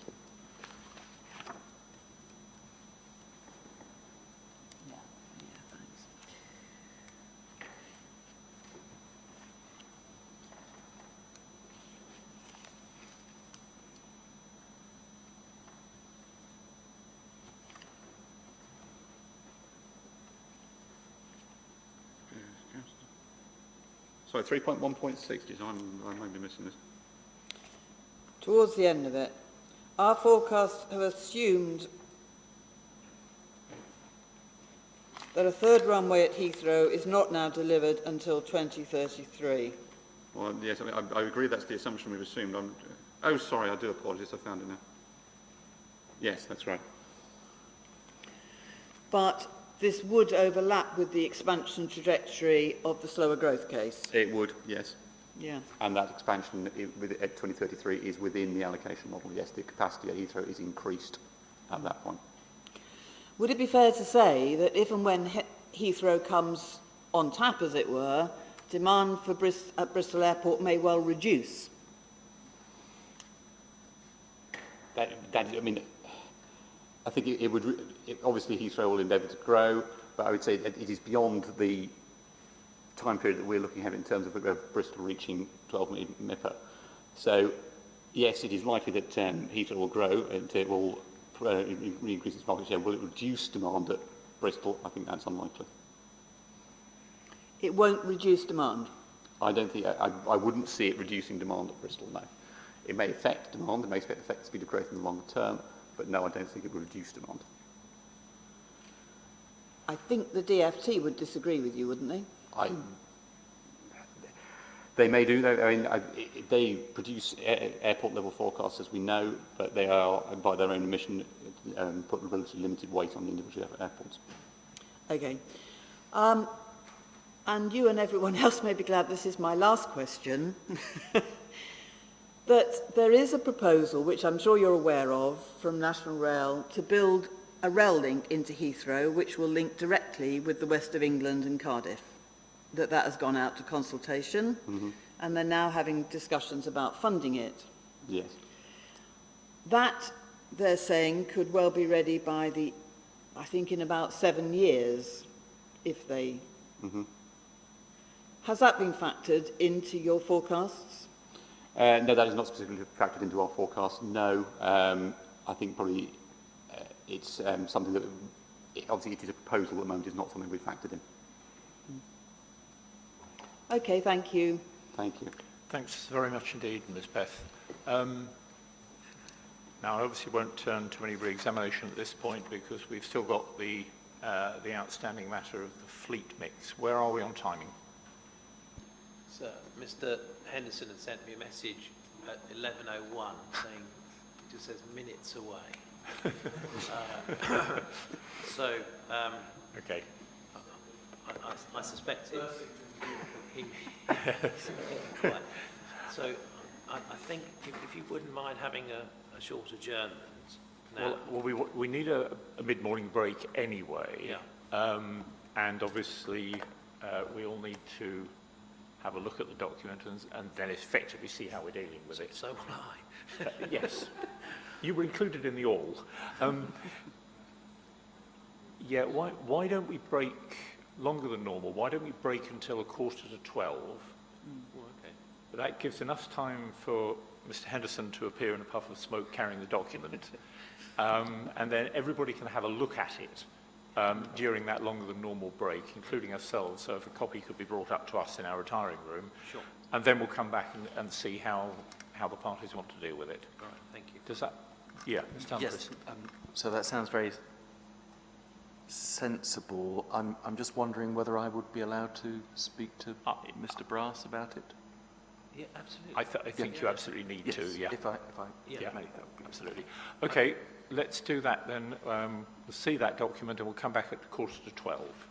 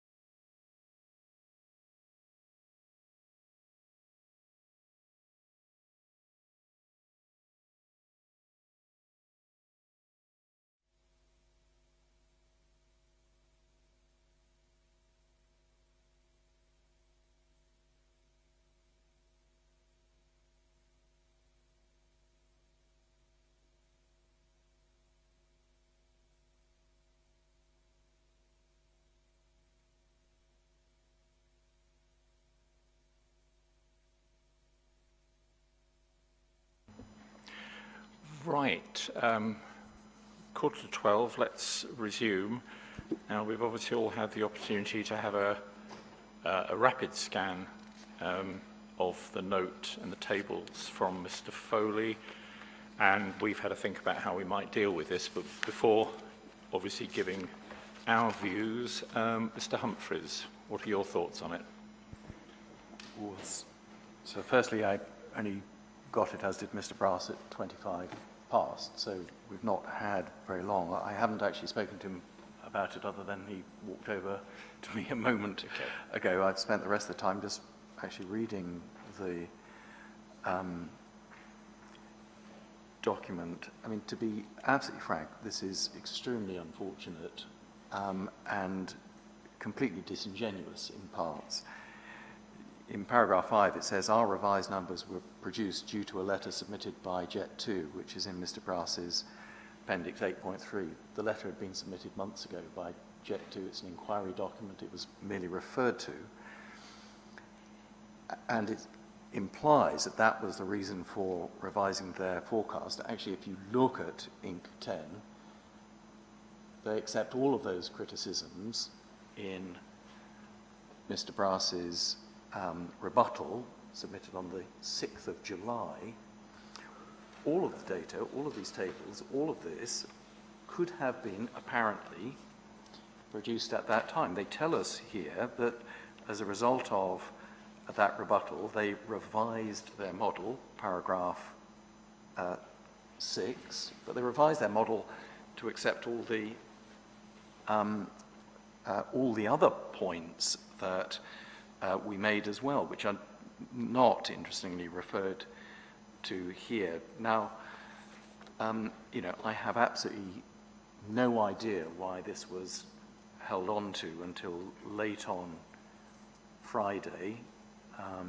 You know, it has caused, you know, it causes a lot of problems. It itself is clearly unreasonable behavior and, you know, may form a part of an application for costs, because it should and could have been produced weeks ago. Now, you know, I don't know, one will have to ask Mr. Brass whether he can deal with this, but what you were told, I was told beforehand, was that this was a sort of a note with a table amounting to a page and a half. Mm-hmm. What this is actually is a 5-page note with 3 tables. We have simply been misled on this. I don't believe, with the best will in the world, that Mr. Henderson and Mr. Foley have written all of this, you know, in the last hour since we were told that. I suspect my friend, you know, may have just seen a much earlier draft, but so this is, you know, what on earth are we supposed to do with this at this stage? That was rather what I was hoping you might suggest to me. I mean, we've got some thoughts on it. I mean, need to maybe check with Mr. Brass. Well, maybe he says, look, I can deal with all this now. Maybe he says, look, I need to go away and, you know, I'll need to analyze this and understand it and produce a rebuttal note. That may be the only way of dealing with it. Well, I mean, I don't want to get now into how we came to be in this position. We may have to look at that later on in another context, but let's leave that to one side. I mean, here it is, and we've all 3 read it, albeit very rapidly, and we're not going to sort of unread it, so we are where we are with it. It seems to me that we've basically got 2 options. One, Mr. Humphreys, is for you to examine Mr. Brass in chief on this. He can then be cross-examined, re-examined. Now, I take your point that effectively you're not able to do that today because you and he have only just seen the document and he obviously hasn't had the chance to go through it. But that's one option. Let's leave aside when that might take place. And I've said before that I'm very concerned that Mr. Brass doesn't get his two hats confused, as it were, at the inquiry, but that's one way of doing it. The other way of doing it, and there's a sort of proviso on this, but the other way of doing it is for the appellant to respond in writing specifically to the points in this note. And by that, I do mean, you know, a response saying, well, you know, referring to paragraph 6 of the note, this is wrong because we say X. So it would actually be a response, as it were, paragraph by paragraph and table by table. I'll come back onto the tables in a moment. But in terms of progressing the inquiry, and we're now running obviously rather late, it seems to us that we've got a written note in, and a written response, I think, would be most helpful to us and would keep the inquiry moving, rather than having to pause at this point for you, Mr. Humphreys, to talk to your witness, prepare examination in chief, and go through it. So our suggestion is that we do this by a written note. I've got a proviso on that. How does that suit you, Mr. Humphreys? I think realistically, it's the only thing that we can do. You know, I just don't know how else we could deal with it. As I say, I've quickly read through it once. I've tried to mark things, but yeah, you know, that's not really adequate.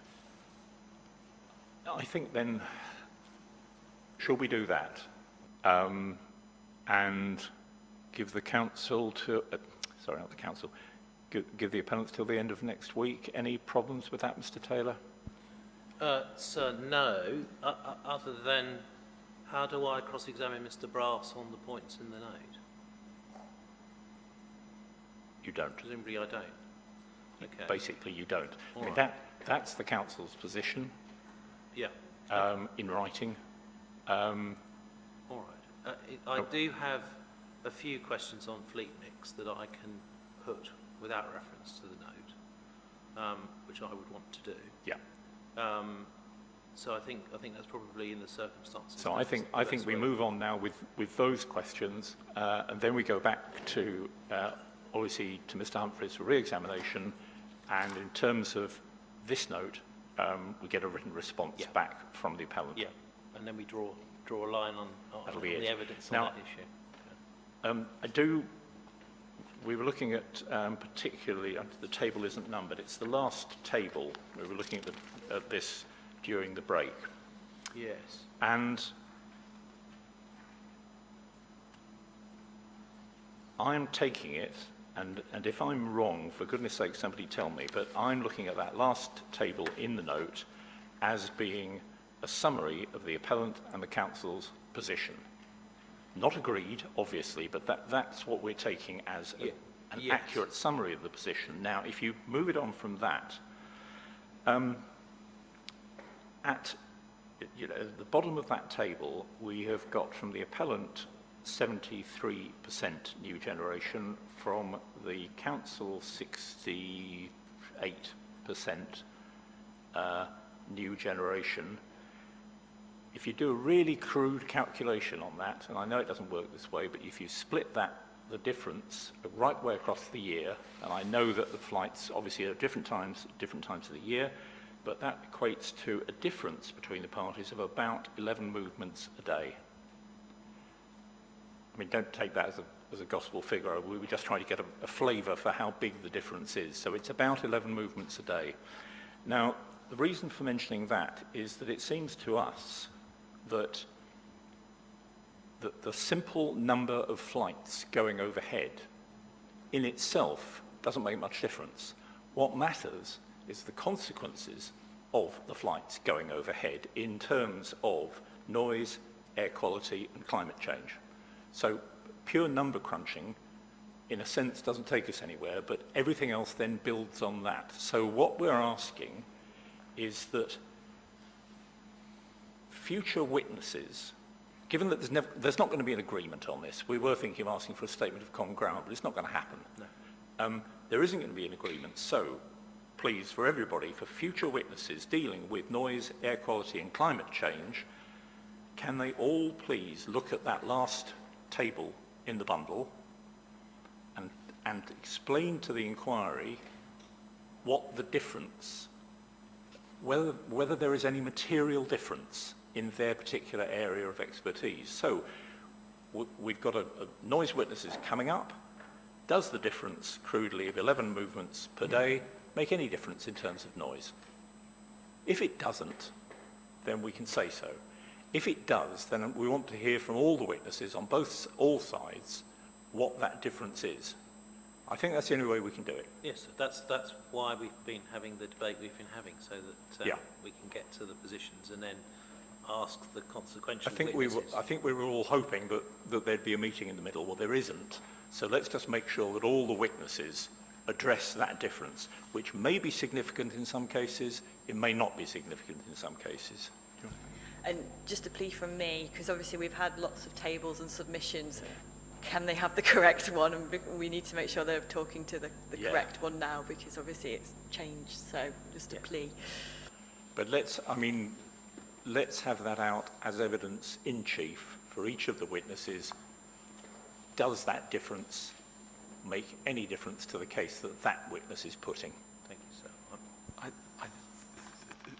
So that's really helpful. I think that last table, I think the table number's at the bottom of the previous page. I think it's table 3. So if we all write table 3, I think the one you're talking... I haven't spotted that. Yeah, thank you. I think seen that. The one you're talking about is table 3. I mean, we'll obviously make this, the note and the document, an inquiry document, but yeah, table 3, please make sure that everybody gets table 3 and comments, not on how you get to the figures, but what difference that figure makes. Yes. Sorry, just so I'm clear. So this is, my table doesn't seem to be marked table 3, but it's page 3 of the table PDF. Is that the one we're talking about? Sorry, I didn't quite understand the question, but Mr. Taylor's helpfully saying yes. It's the table, the last table in the table's PDF. Mr. Smith, I think the printout has just ended up with the table title being at the bottom of the previous page. And on your PDF, that probably isn't the... Yeah. Okay, thank you very much. It's that one that all the future witnesses need to address. And in terms of the response from the appellant to the note, end of next week, Mr. Humphreys? I'll just look at Mr. Brass, but end of next week. Yes, thank you very much. That's good. Right.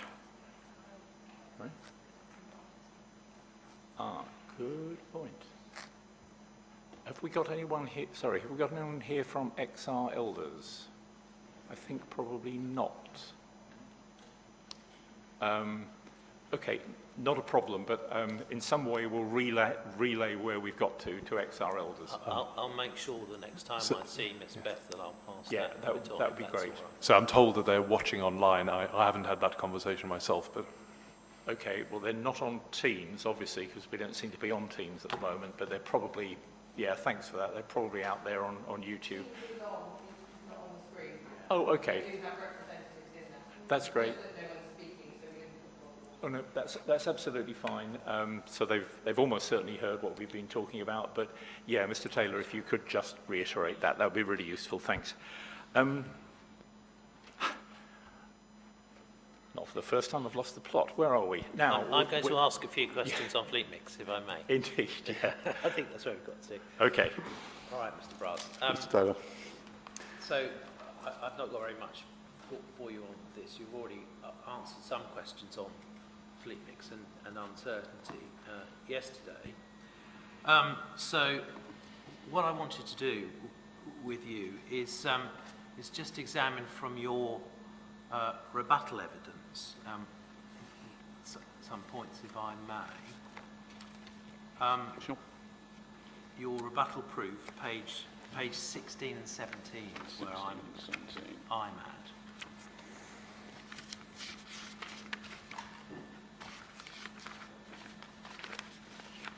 Okay. Yep. Okay, so just to help me, if you don't mind. At the bottom of page 16, in the third bullet point below paragraph 4.21 on the previous page, you refer to Jet 2. Sorry, it's the last bullet point on that page. You refer to Mr. Foley's assumption. This is in his, the fleet mix in his proof, about 737-800s. Yes. And you refer to the total projected movements, which would be about 12 aircraft based at Bristol, a significant increase from Jet 2's own submission to the inquiry, which envisages 1.3 million seats by 2027, which with 189 seats on each aircraft amounts to 6,878 annual movements. Yeah? Yes. Now, just so I understand the position, you've not suggested in your evidence anywhere that Jet 2's growth ambitions are unrealistic or unlikely to happen? No, I haven't commented on them. Okay. So, and you've identified that as at 2027, 6,878 movements on 737-800s for Jet 2, yeah? Hang on. That's what you said at the top of Yes, page that's 17. correct. Yes, sorry, let me just read it. That's fine. Okay.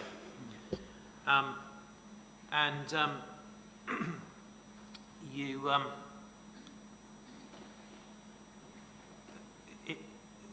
Mr. Foley has identified that the sort of growth that they're looking at in their letter is about 8% a year.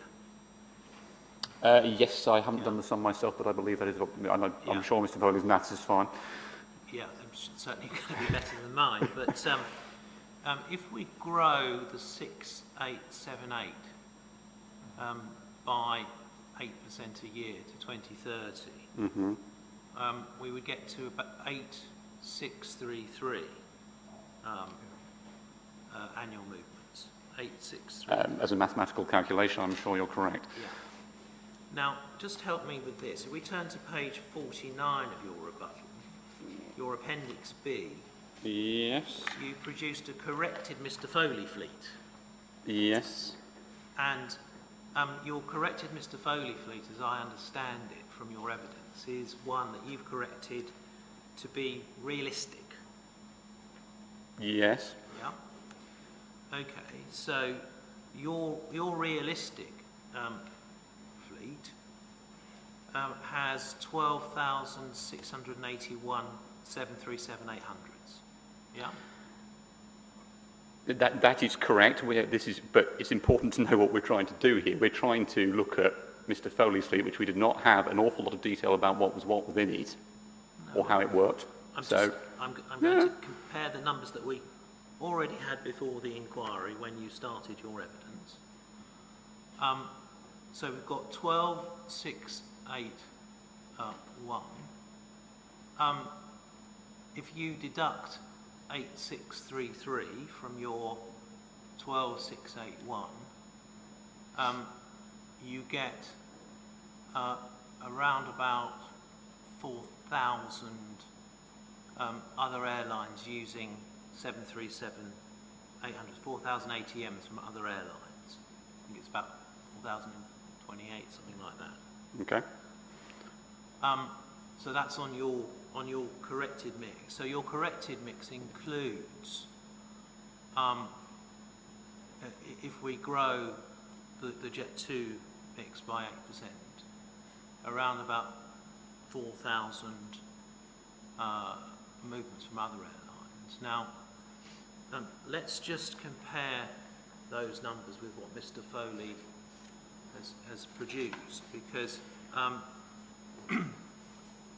he identified, didn't he, 8,995 737-800 movements for Jet 2. If we compare that with the the growth up. Yes, I mean, figure for you, important point. Yes, so we said 8633. yeah. There's about a 300 ATM difference between you.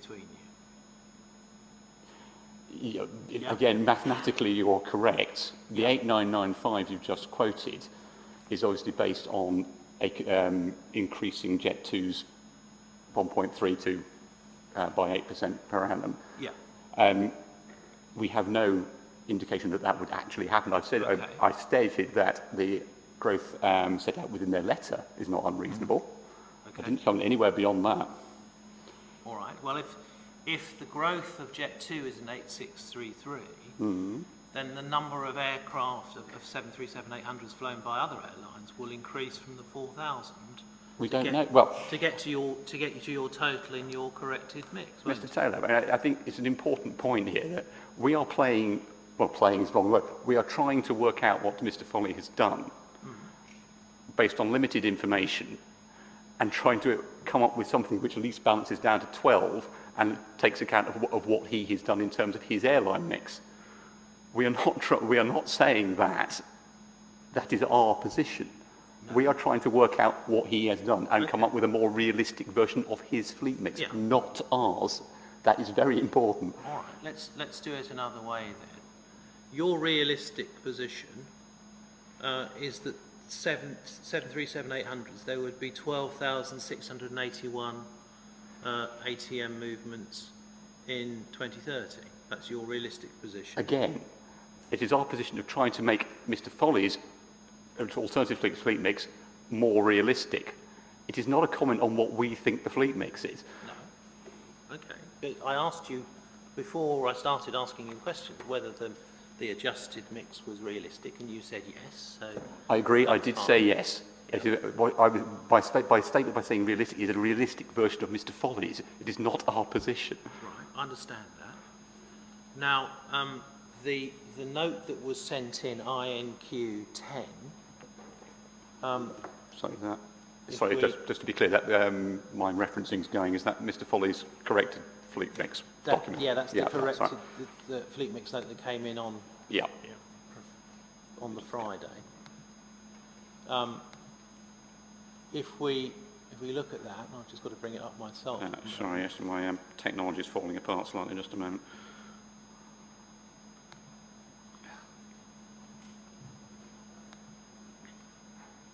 Right, sorry, yes, I'm there now. So he's got 14,582 737-800s. Just a moment, I'm just going to the table. Yes. Yeah.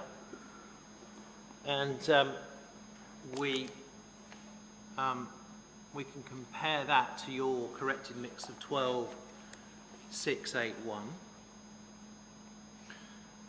Yeah.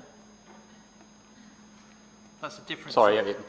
Yes, that is yes. Those are the two numbers in there. Yes. So that's a difference of around about 2,100 ATMs. About that, yes. Over a year, that's 6 movements a day, 3 aircraft. Roughly. Now, are you saying to this inquiry that you can predict with a precision within 3 aircraft of a particular type as at 2030 with certainty, Mr. Ross? That is not what I'm saying, Mr. Taylor. I think, you are looking at Mr. Foley's fleet mix and our efforts to try and work out what's going within that on various different assumptions, because we don't have the base information, and trying to make something more realistic of it. No, I can't predict that. Of course I can't. That is why, ultimately, we have not done an airline-specific mix. Yeah, you can't say, can you, that a variation of that sort of scale of three aircraft, 6 movements a day of 737-800s is unrealistic as a variation on the fleet mix which you described earlier to me as realistic. That you Again, Mr. Taylor, you are trying to. No, I cannot. To answer the question, no, I cannot predict down to 3 6. But you are asking me to comment on a fleet mix which isn't ours and isn't our position. Right. I've understood that. Thank you. All right. I think that is probably all I need to put in by way of cross-examination. Everything else has been addressed in the note. Okay, Thank you. Thanks very much for that, Mr. Taylor. Mr. Humphreys.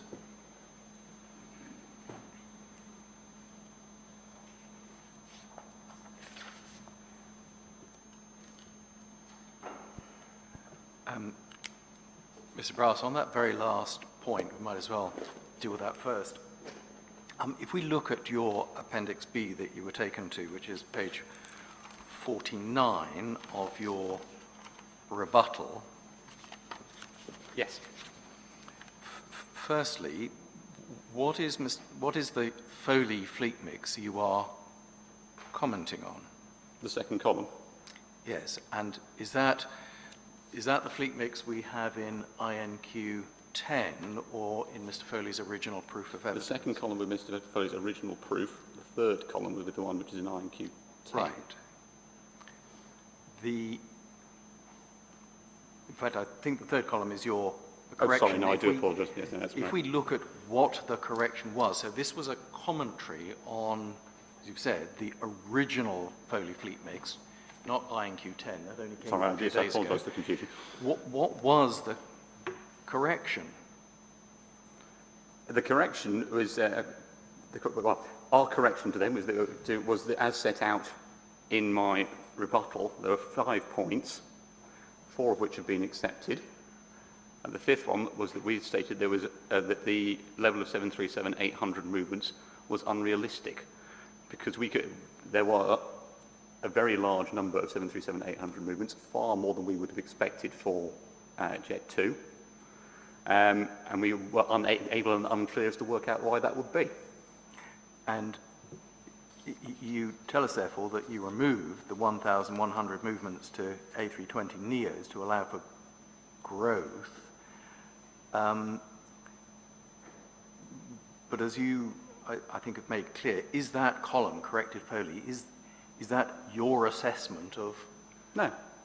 No, it's not our assessment of the fleet mix. fleet mix. It is an attempt to try and take Mr. Foley's position, make some corrections which are obvious, and try and understand better what is there and to try and make it more realistic than it was. Now, again, just moving back slightly, the inspector asked the question of us in relation to the latest documents setting out the difference between the two parties. Could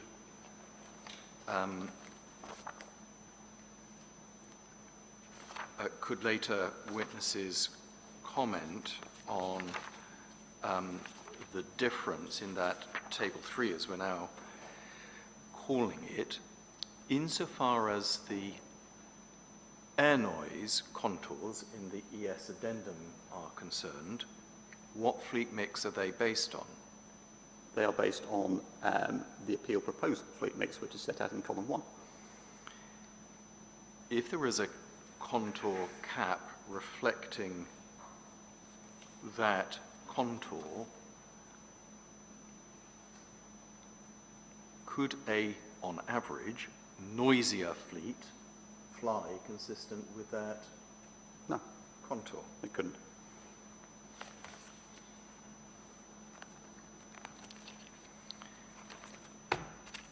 I'm not going to work everything through back to front, so I'm going to now go back to the beginning. I thought it was just useful to deal with those things. So we'll go back to earlier yesterday, and you were asked questions about the Jet 2 documents, the Jet 2 consultation and the Jet 2 evidence. And can we just start by looking at the Jet 2 consultation document, which I think is CD 9135.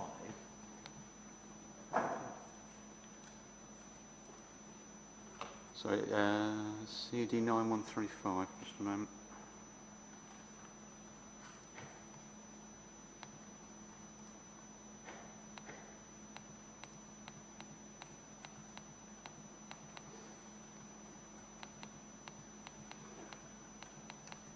And within that document, I'm going to try and move my laptop so that I stay close to the microphones. I think we want to turn to PDF page 38. Yeah, I'm there. Which is the section on influencing consumers. And I'll take you to paragraph 3.41, first of all, on page 38. Yeah.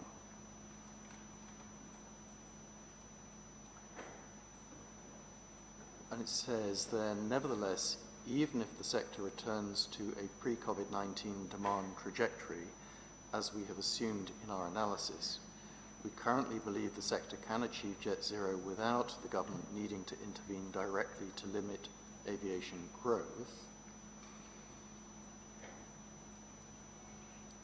Then says the airports need to rebuild from a low base is likely to mean plans for airport expansion will be slower to come forward. That's obviously, we've seen your original forecast and your then the revised forecast.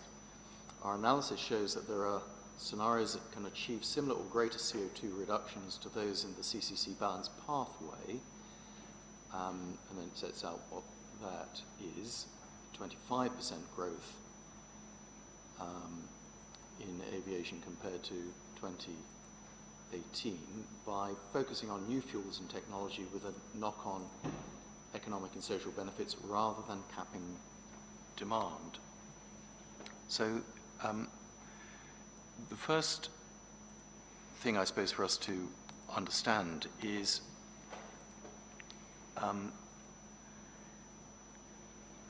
there anything in there that indicates government intends to cap, not demand, but capacity at airports? No, there's nothing there that would suggest that. And if we go on a little bit, 3.43, in bolden text, we intend to assess progress on the sector's CO2 emission reduction pathway and our strategy for delivering growth through our 5-year reviews. We expect the approach set out in this draft strategy could impact demand for aviation indirectly. It goes to talk about new fuels and the cost of those things. Expect, as with any price rise, a moderation of demand growth. So, insofar as government may contemplate indirectly influencing demand, how is it contemplated that that will be done? It would appear to suggest that it is going to be through the pricing of carbon emissions and through the cap and trade type approach. If we turn on to the bottom of well, the next page has got a very big picture and some text, but the page beyond that, so it's page 41 of the actual document. So let's see what government is consulting on and see what they're not consulting on. What are the new policy proposals as opposed to obviously existing policy? New policy that they're consulting on is exploring whether mandating provision of environmental information to customers at the time of booking flights could influence consumer decision making. Read to the end of the paragraph, look at other ways to support consumers, and then the questions, do you agree or disagree with the overall focus on influencing consumers? What more can government do to support customers making informed decisions? So is there any implication here that government, in relation to this, is consulting on capping capacity at airports or anything of that sort? No, there's absolutely no comment of that nature. Well, let's just look then at the sister document, which is, I think, CD 9136, because we need to understand that as well. And I think we then need to go to paragraph 9, page, I apologise, 9. Sorry, I missed the reference. Well, let's start. Go first to page 7 in the PDF. Okay. And we pick up the theme that we touched on. Market-based economic measures will play an important part in reducing emissions from the aviation sector. Schemes which place a price on carbon via tradable permits or offsetting obligations will increase cost to airlines. What does that point relate to in terms of managing demand? Again, it refers to a cap and trade type system such as the emissions trading scheme. Then go on 2 pages to page 9. And again, we get the same heading that we had in the last document, influencing consumers. You can see the paragraph there, 221. Sort of read from the middle of it, but it talks about firstly higher carbon prices, £600 per tonne. That's obviously in 2050. We're not talking about 2030. Given the current evidence on the costs of SAF and hydrogen, we think before carbon prices reach this level, they would be sufficient to incentivise technologies to reach net zero greenhouse gas emissions by 2050. This analysis suggests that capping demand may not be necessary to reduce emissions to levels which can be offset by reductions to achieve net zero. So again, is there anything here about capping capacity at individual airports? Absolutely as part nothing, of no. the strategy? We can go on through the document, but maybe let's just look at the scenarios that Mr. Taylor mentioned to you. So we'll get to PDF page 11, actual page 11 as well. And there were the 4 scenarios. I won't be tiresome and take you to them in detail, but scenario 1 was continuation of current trends. And this is one of the scenarios to achieve net zero. And we look at the box there under paragraph 3.6, demand 60% increase in passengers to 2050. That's based on DFT. And then capacity, updated airport assumptions, see modelling net zero section. So we'll have a look at that in a minute. And paragraph 3.8 tells us what that scenario gets down to, and that would need abatement outside the aviation sector. Is that a reference to cap and trade? Yes, I believe so. And other scenarios, scenario 2, high ambition, and again you have that high allowance for demand but then different assumptions. And we can go through each of them. They're all increases in demand by 60%, or the latter two 58%. So let's just go to the end. I think it's page 21 in the document. So for capacity, we were told to look at the modelling net zero appendix. I'm taking you to that on page 21. Yes. And paragraph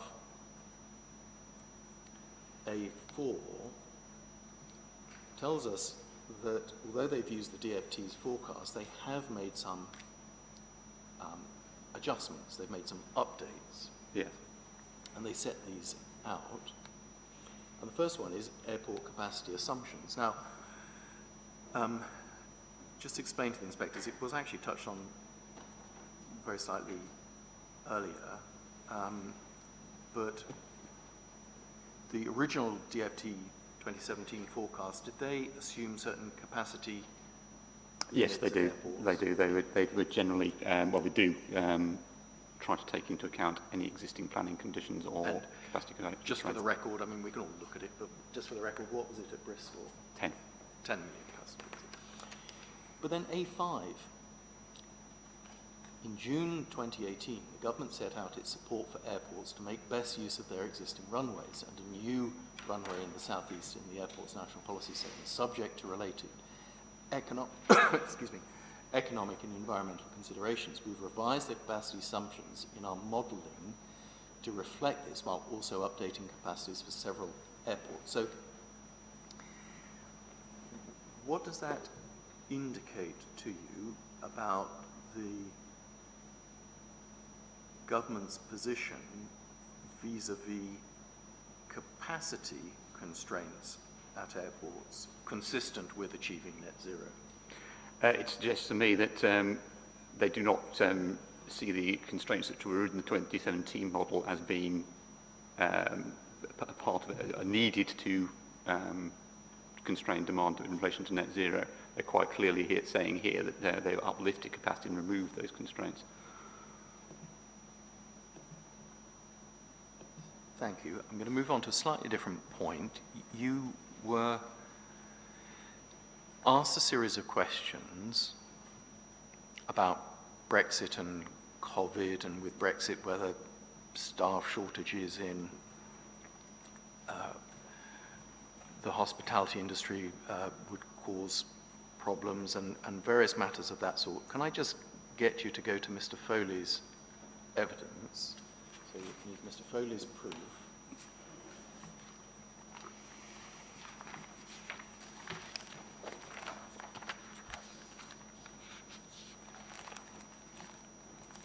And turn to his page 8.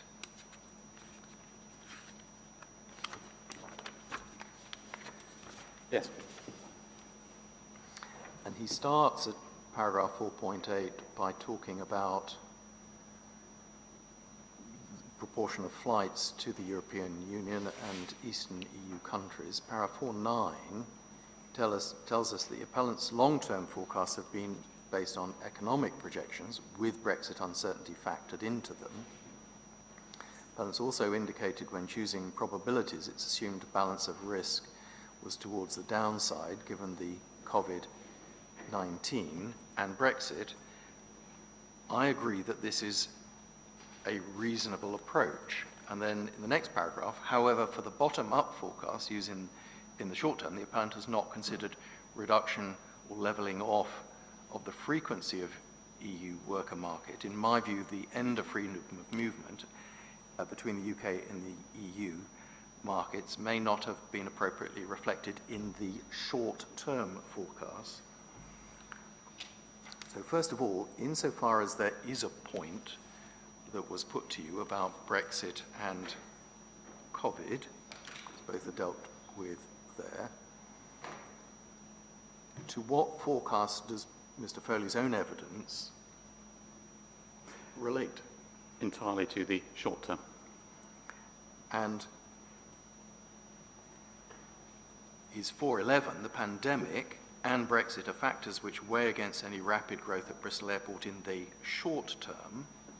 But he then goes on in that very same paragraph to tell us why, for the longer term forecast, as he says, the core scenario is more likely to materialize than slow. On that basis, he considers the core scenario, we're now talking about 2030, as appropriate. So to what extent do the questions that were put to you about short-term problems with staffing in the hospitality industry or the short-term effects of COVID detract, if at all, from your 2030 forecast at 12 mppa? They do not, as we've stated a number of times. The short-term forecasts are of little relevance to what we're considering here.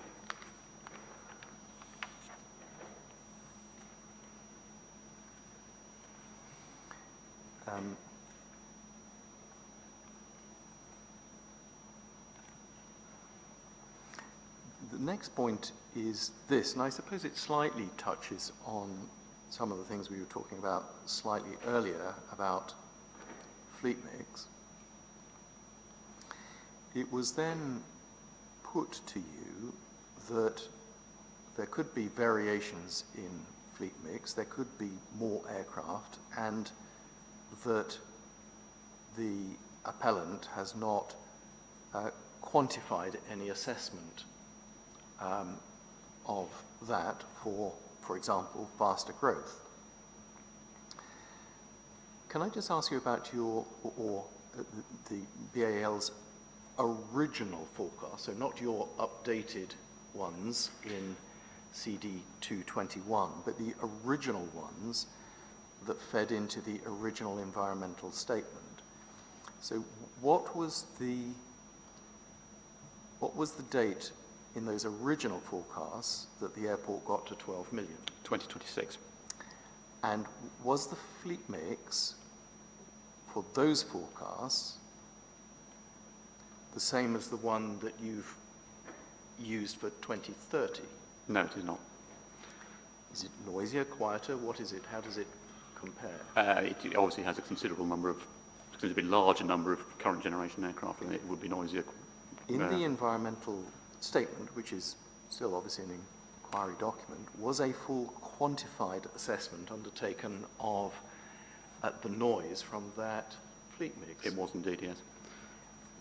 Obviously that would be, compared with what we now have, a very fast growth assessment. But if the inspectors are concerned to understand what would happen if there was a much noisier fleet as a result of much faster growth, do they have that assessment before them? They do. That would be the appropriate thing to look at.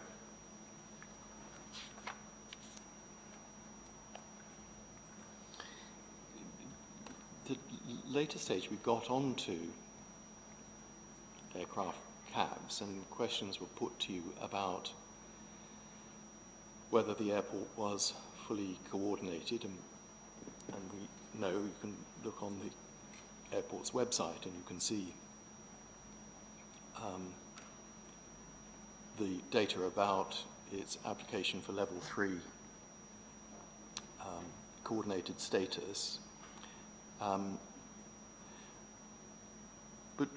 what happens when an airline operates from a particular airport? What are the under what arrangements does an airport operate? Does it just kind of turn up, say you've got a runway, I'm going to fly, or what happens? No, really. Certainly in terms of sort of commercial operations, there will be a contract in place between the airport and the airline, which would govern its activities to a fairly significant degree. Now, I don't need to go on and ask you about those, but does an airport depend on slot coordination in order to control the numbers of additional aircraft? No, it would not. That could be, well, it could, and it is often dealt with via contracts.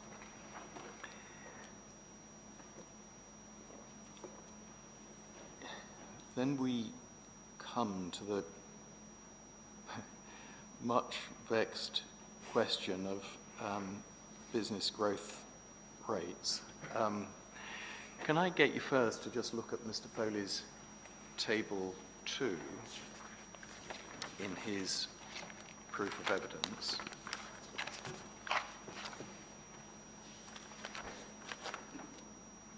That's on his page 9. I have it, yes. I'm going to start at that point.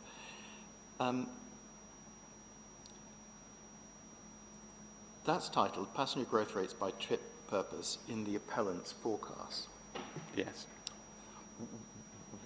Where do those growth rates, their average annual growth rates over the entire period 2019 to 2030, where do those come from? How are they produced? They come from the growth rate model, which runs through the Monte Carlo process. So are they outputs from the model? They are outputs from the model. I want you then to go to INQ 13.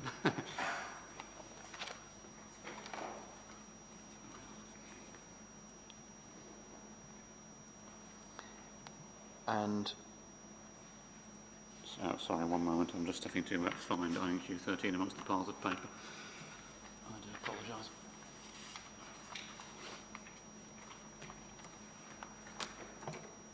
So have that, and then can you have open also at the same time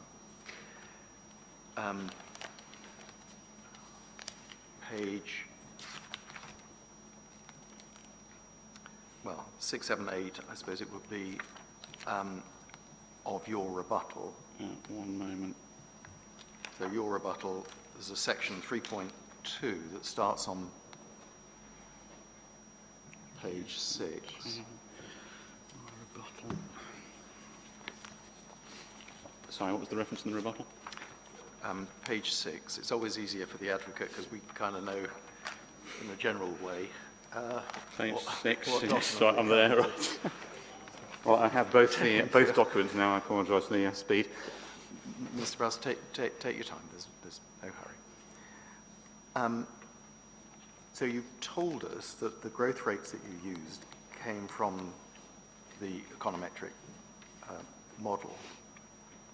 I want to just understand how INQ 13 came about. This was a section where you were responding to Mr. Foley. That is correct, yes.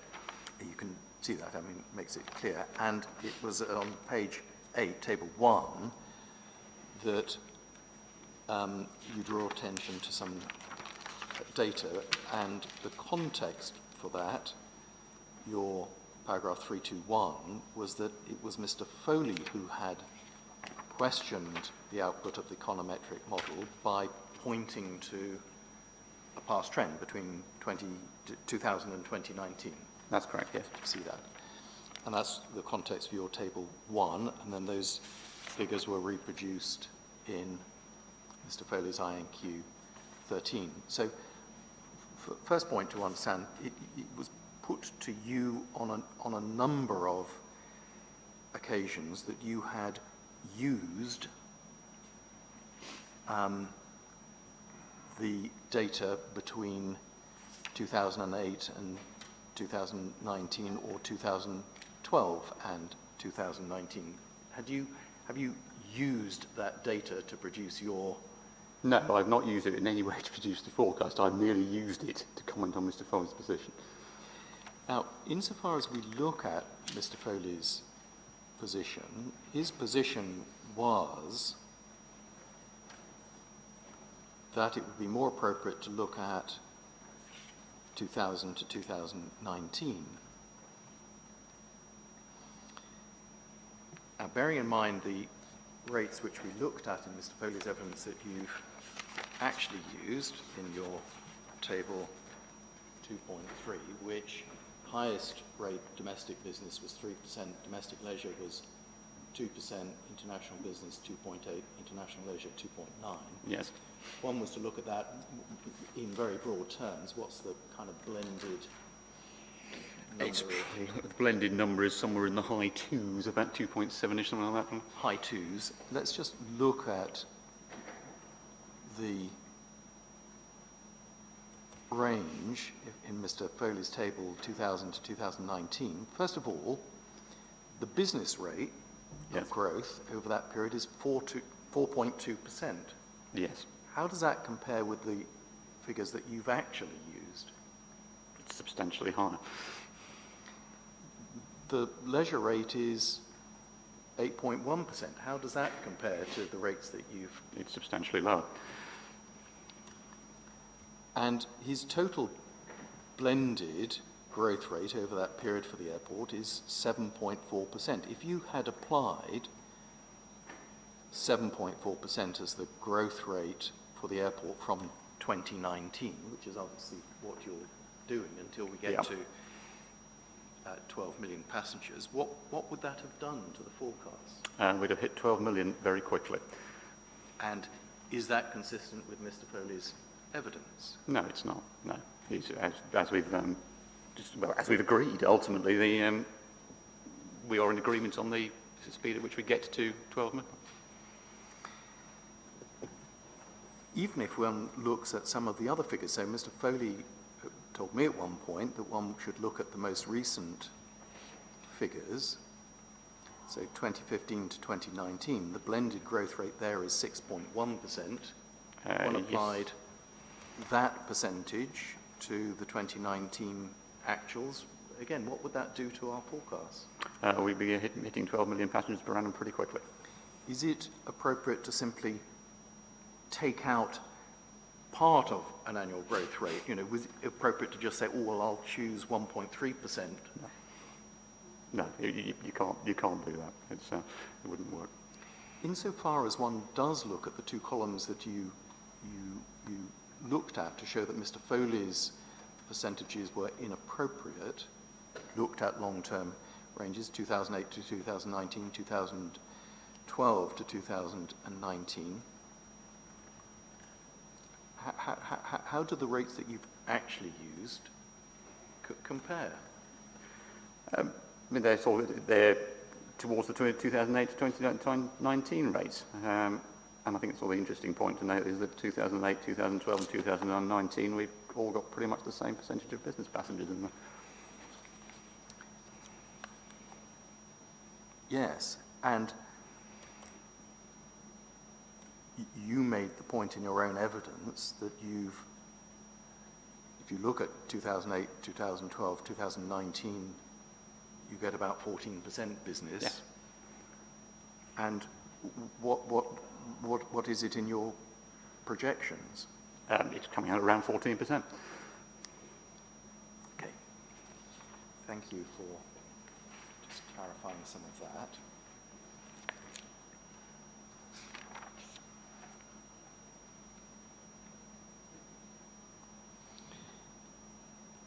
Then there followed a whole series of questions about whether you'd produced evidence of routes into the future. So it was put to you at one point, you produced no evidence for routes into the future. And a series of questions along that line. Just explain to the inspectors again about econometric forecasting. Do econometric forecasts of future growth use detailed route development? No, as I believe I stated a number of times yesterday, both in chief and indeed in cross-examination, long-term econometric forecasts do not operate at a route level, as Mr. Foley agreed himself, simply because we do not have that level of certainty about which routes might operate. And you say that Mr. Foley accepted that. Was there, so far as you're aware, any criticism in the Jacobs advice to officers leading up to the officers' report that we had not developed detailed route analysis out to 2026? Not that I'm aware of, no. At that time. And Mr. Brass, why do econometric models of that sort, including the ones operated by Jacobs, why do they not forecast individual routes years into the future? It's simply not safe to do so.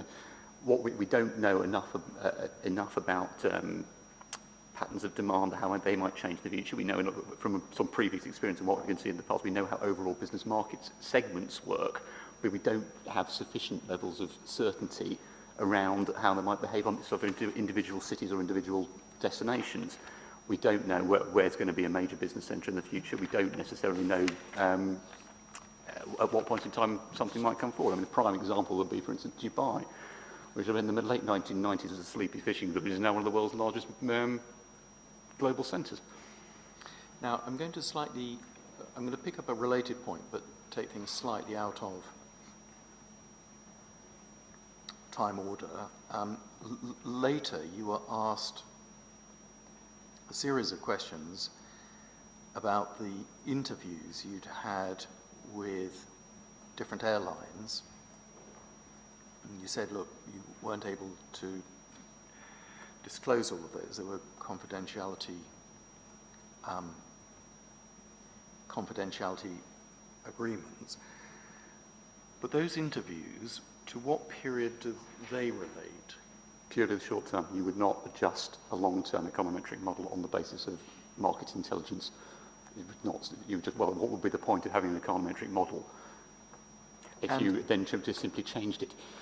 And, perhaps in non-COVID times, looking 2-3 years ahead might allow you to make adjustments. But in a time of travel restrictions,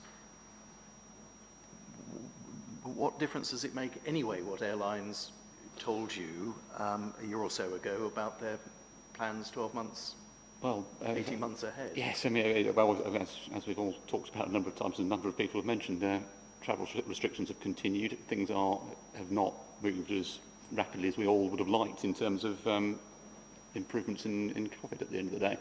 So, yes, there was always going to be enormous uncertainty about anything that was said over the next 12 to 24 months, simply because no one knew what travel restrictions would be like. And again, did Jacobs have any problem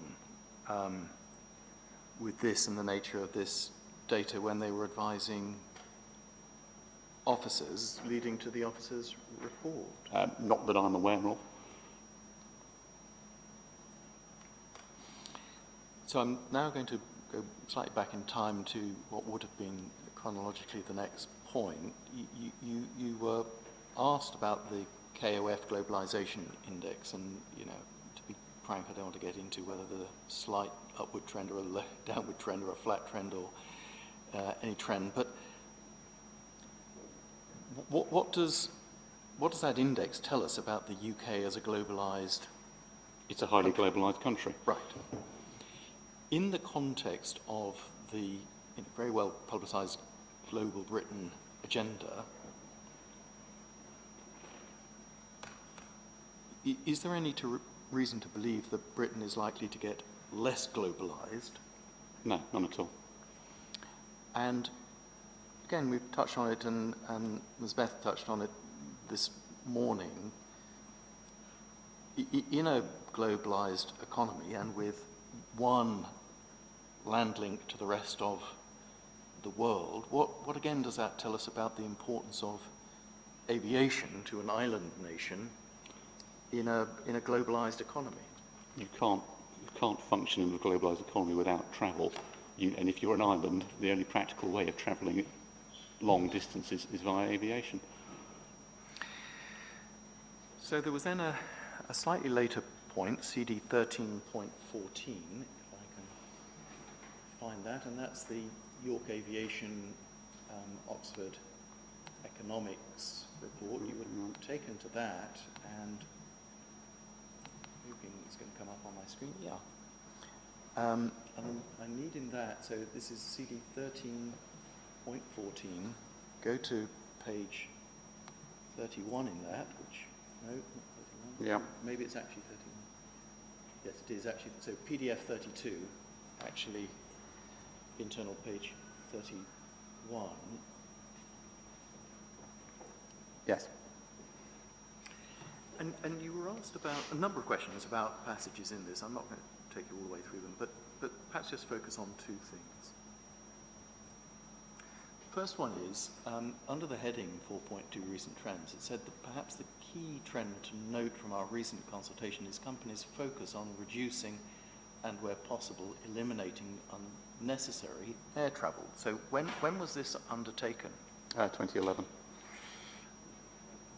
Let's just look back, shall we, at that little table, Mr. Foley's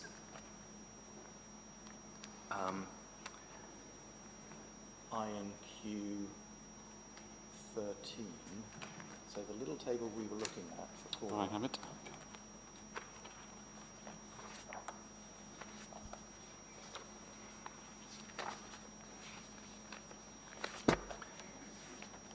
So insofar as companies have heeded that advice, Indeed. cut out unnecessary travel, if we look at, we don't have 2011, but let's look at the trend between 2012 and 2019 Yes. at Bristol. Let's assume that companies, as was suggested to you, have cut out unnecessary travel. What were the growth rates for business at Bristol? 2012 to 2019, we've got 4.9%. And the next quote talks about, it was a little bit further down on that page, travel for client-facing activities remains in the most cases a necessity in view of most companies. Face-to-face interactions are an important part of their service and one of the competitive elements between firms. Put simply, one company will not travel to meet a client, another will, and perhaps get the business. Sorry to interrupt, I'm struggling to hear. I know you're reading from I'm sorry. I will try and pull these towards me. The slight problem I have is if I pull them too far, then every time I move a page, I hit it, but I'm sorry if people can't hear.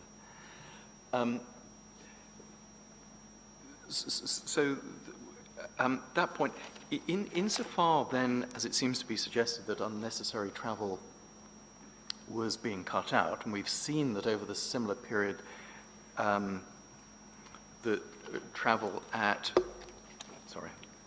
Bristol was 4.9%. What's that telling us about the importance or value, if you like, to companies during this period of the travel that they are actually doing? Well, I think the implication would have to be that the unnecessary travel has gone, and what has come back is the necessary travel, and they are travelling because they have to. And is there any reason, in your view, to believe that that type of reaction will not continue into the future over the forecasting period that you use? No, you'd have to say that you'd expect the reaction to be very similar.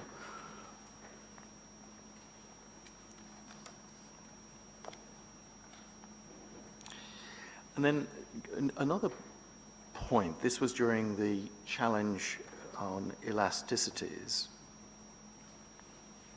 and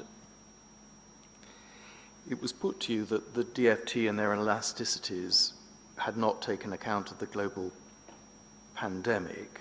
I suppose the first point to just get you to explain is over the period, and one can look at it in that chart in the DFT figures, CD 6.2, over the period where they did look, had there been a number of other major economic shocks? Oh yes, quite a few, yes. Now, let's put aside for a moment the current pandemic travel restrictions. If the pandemic or some other economic shock causes GDP to fall, either in the UK or globally, what will the elasticities of demand tell us should happen to air travel? They should fall. And following a rebound in economic performance, and you told us earlier that there is a very strong economic rebound, and again, putting aside travel restrictions, what would the elasticities of demand tell us should happen? It will grow again. Is there any reason to believe that the pandemic has in some way changed that basic relationship? No, it's not changed that basic relationship, no.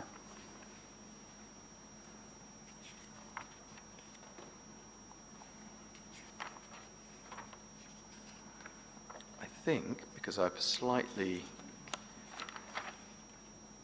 jumped ahead and I dealt with the fleet mix things, Mr. Brass, those are all my questions.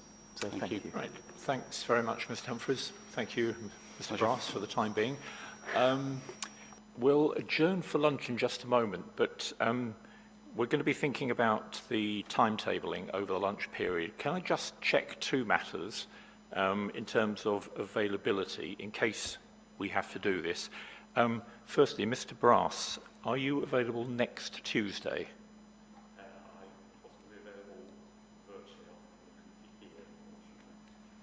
Virtual is good. And likewise, Dr. Chapman, are you likely to be available this Friday? He's going to be available on Friday and probably on Tuesday as well if required. So. I'm not suggesting we're necessarily going to come to that, but just so that we can think with the programme officer how we're going to schedule the next few days, few weeks. That's very useful. One other thing, whilst I think of it, I think we indicated right at the beginning on conditions, and if we didn't, I'll say it now. What we're proposing to do, we've obviously got a set of conditions, and I know it's a rolling process, but what we're proposing to do is send out a note, quite possibly tomorrow, if not over the weekend, just giving our initial thoughts on some of the conditions. We're not really going to be covering the conditions on air quality and noise because they're doubtless going to be discussed next week in the relevant sessions. They are obviously completely without prejudice, and there are just some initial thoughts on some of the conditions. They're going to be along the lines of, how does this work? Nothing particularly profound, but we'll probably send out updates on that as we go along, just to give our thoughts as the process goes through. I thought I'd mention that at this stage whilst it was in my mind. Okay.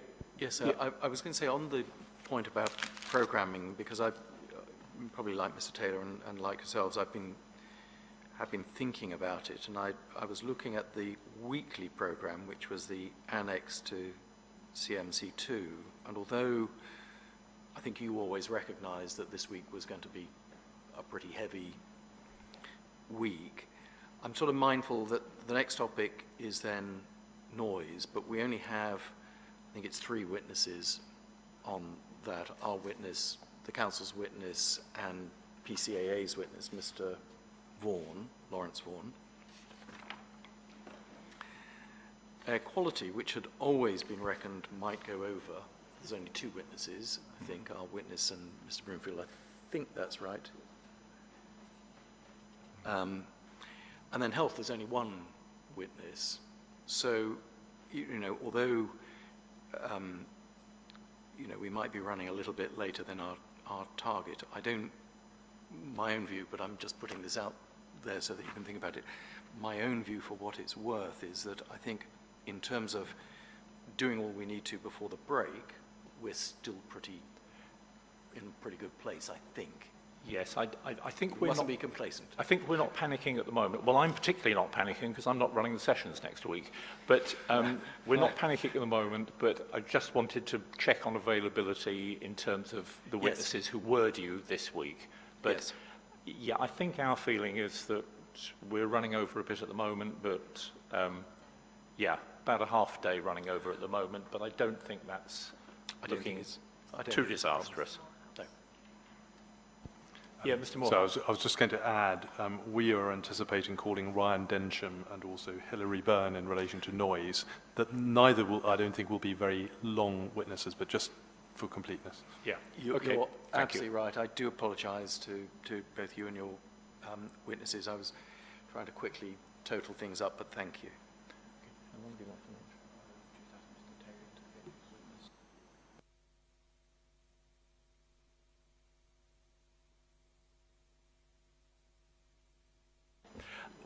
Okay, let's break for lunch now till 2 o'clock.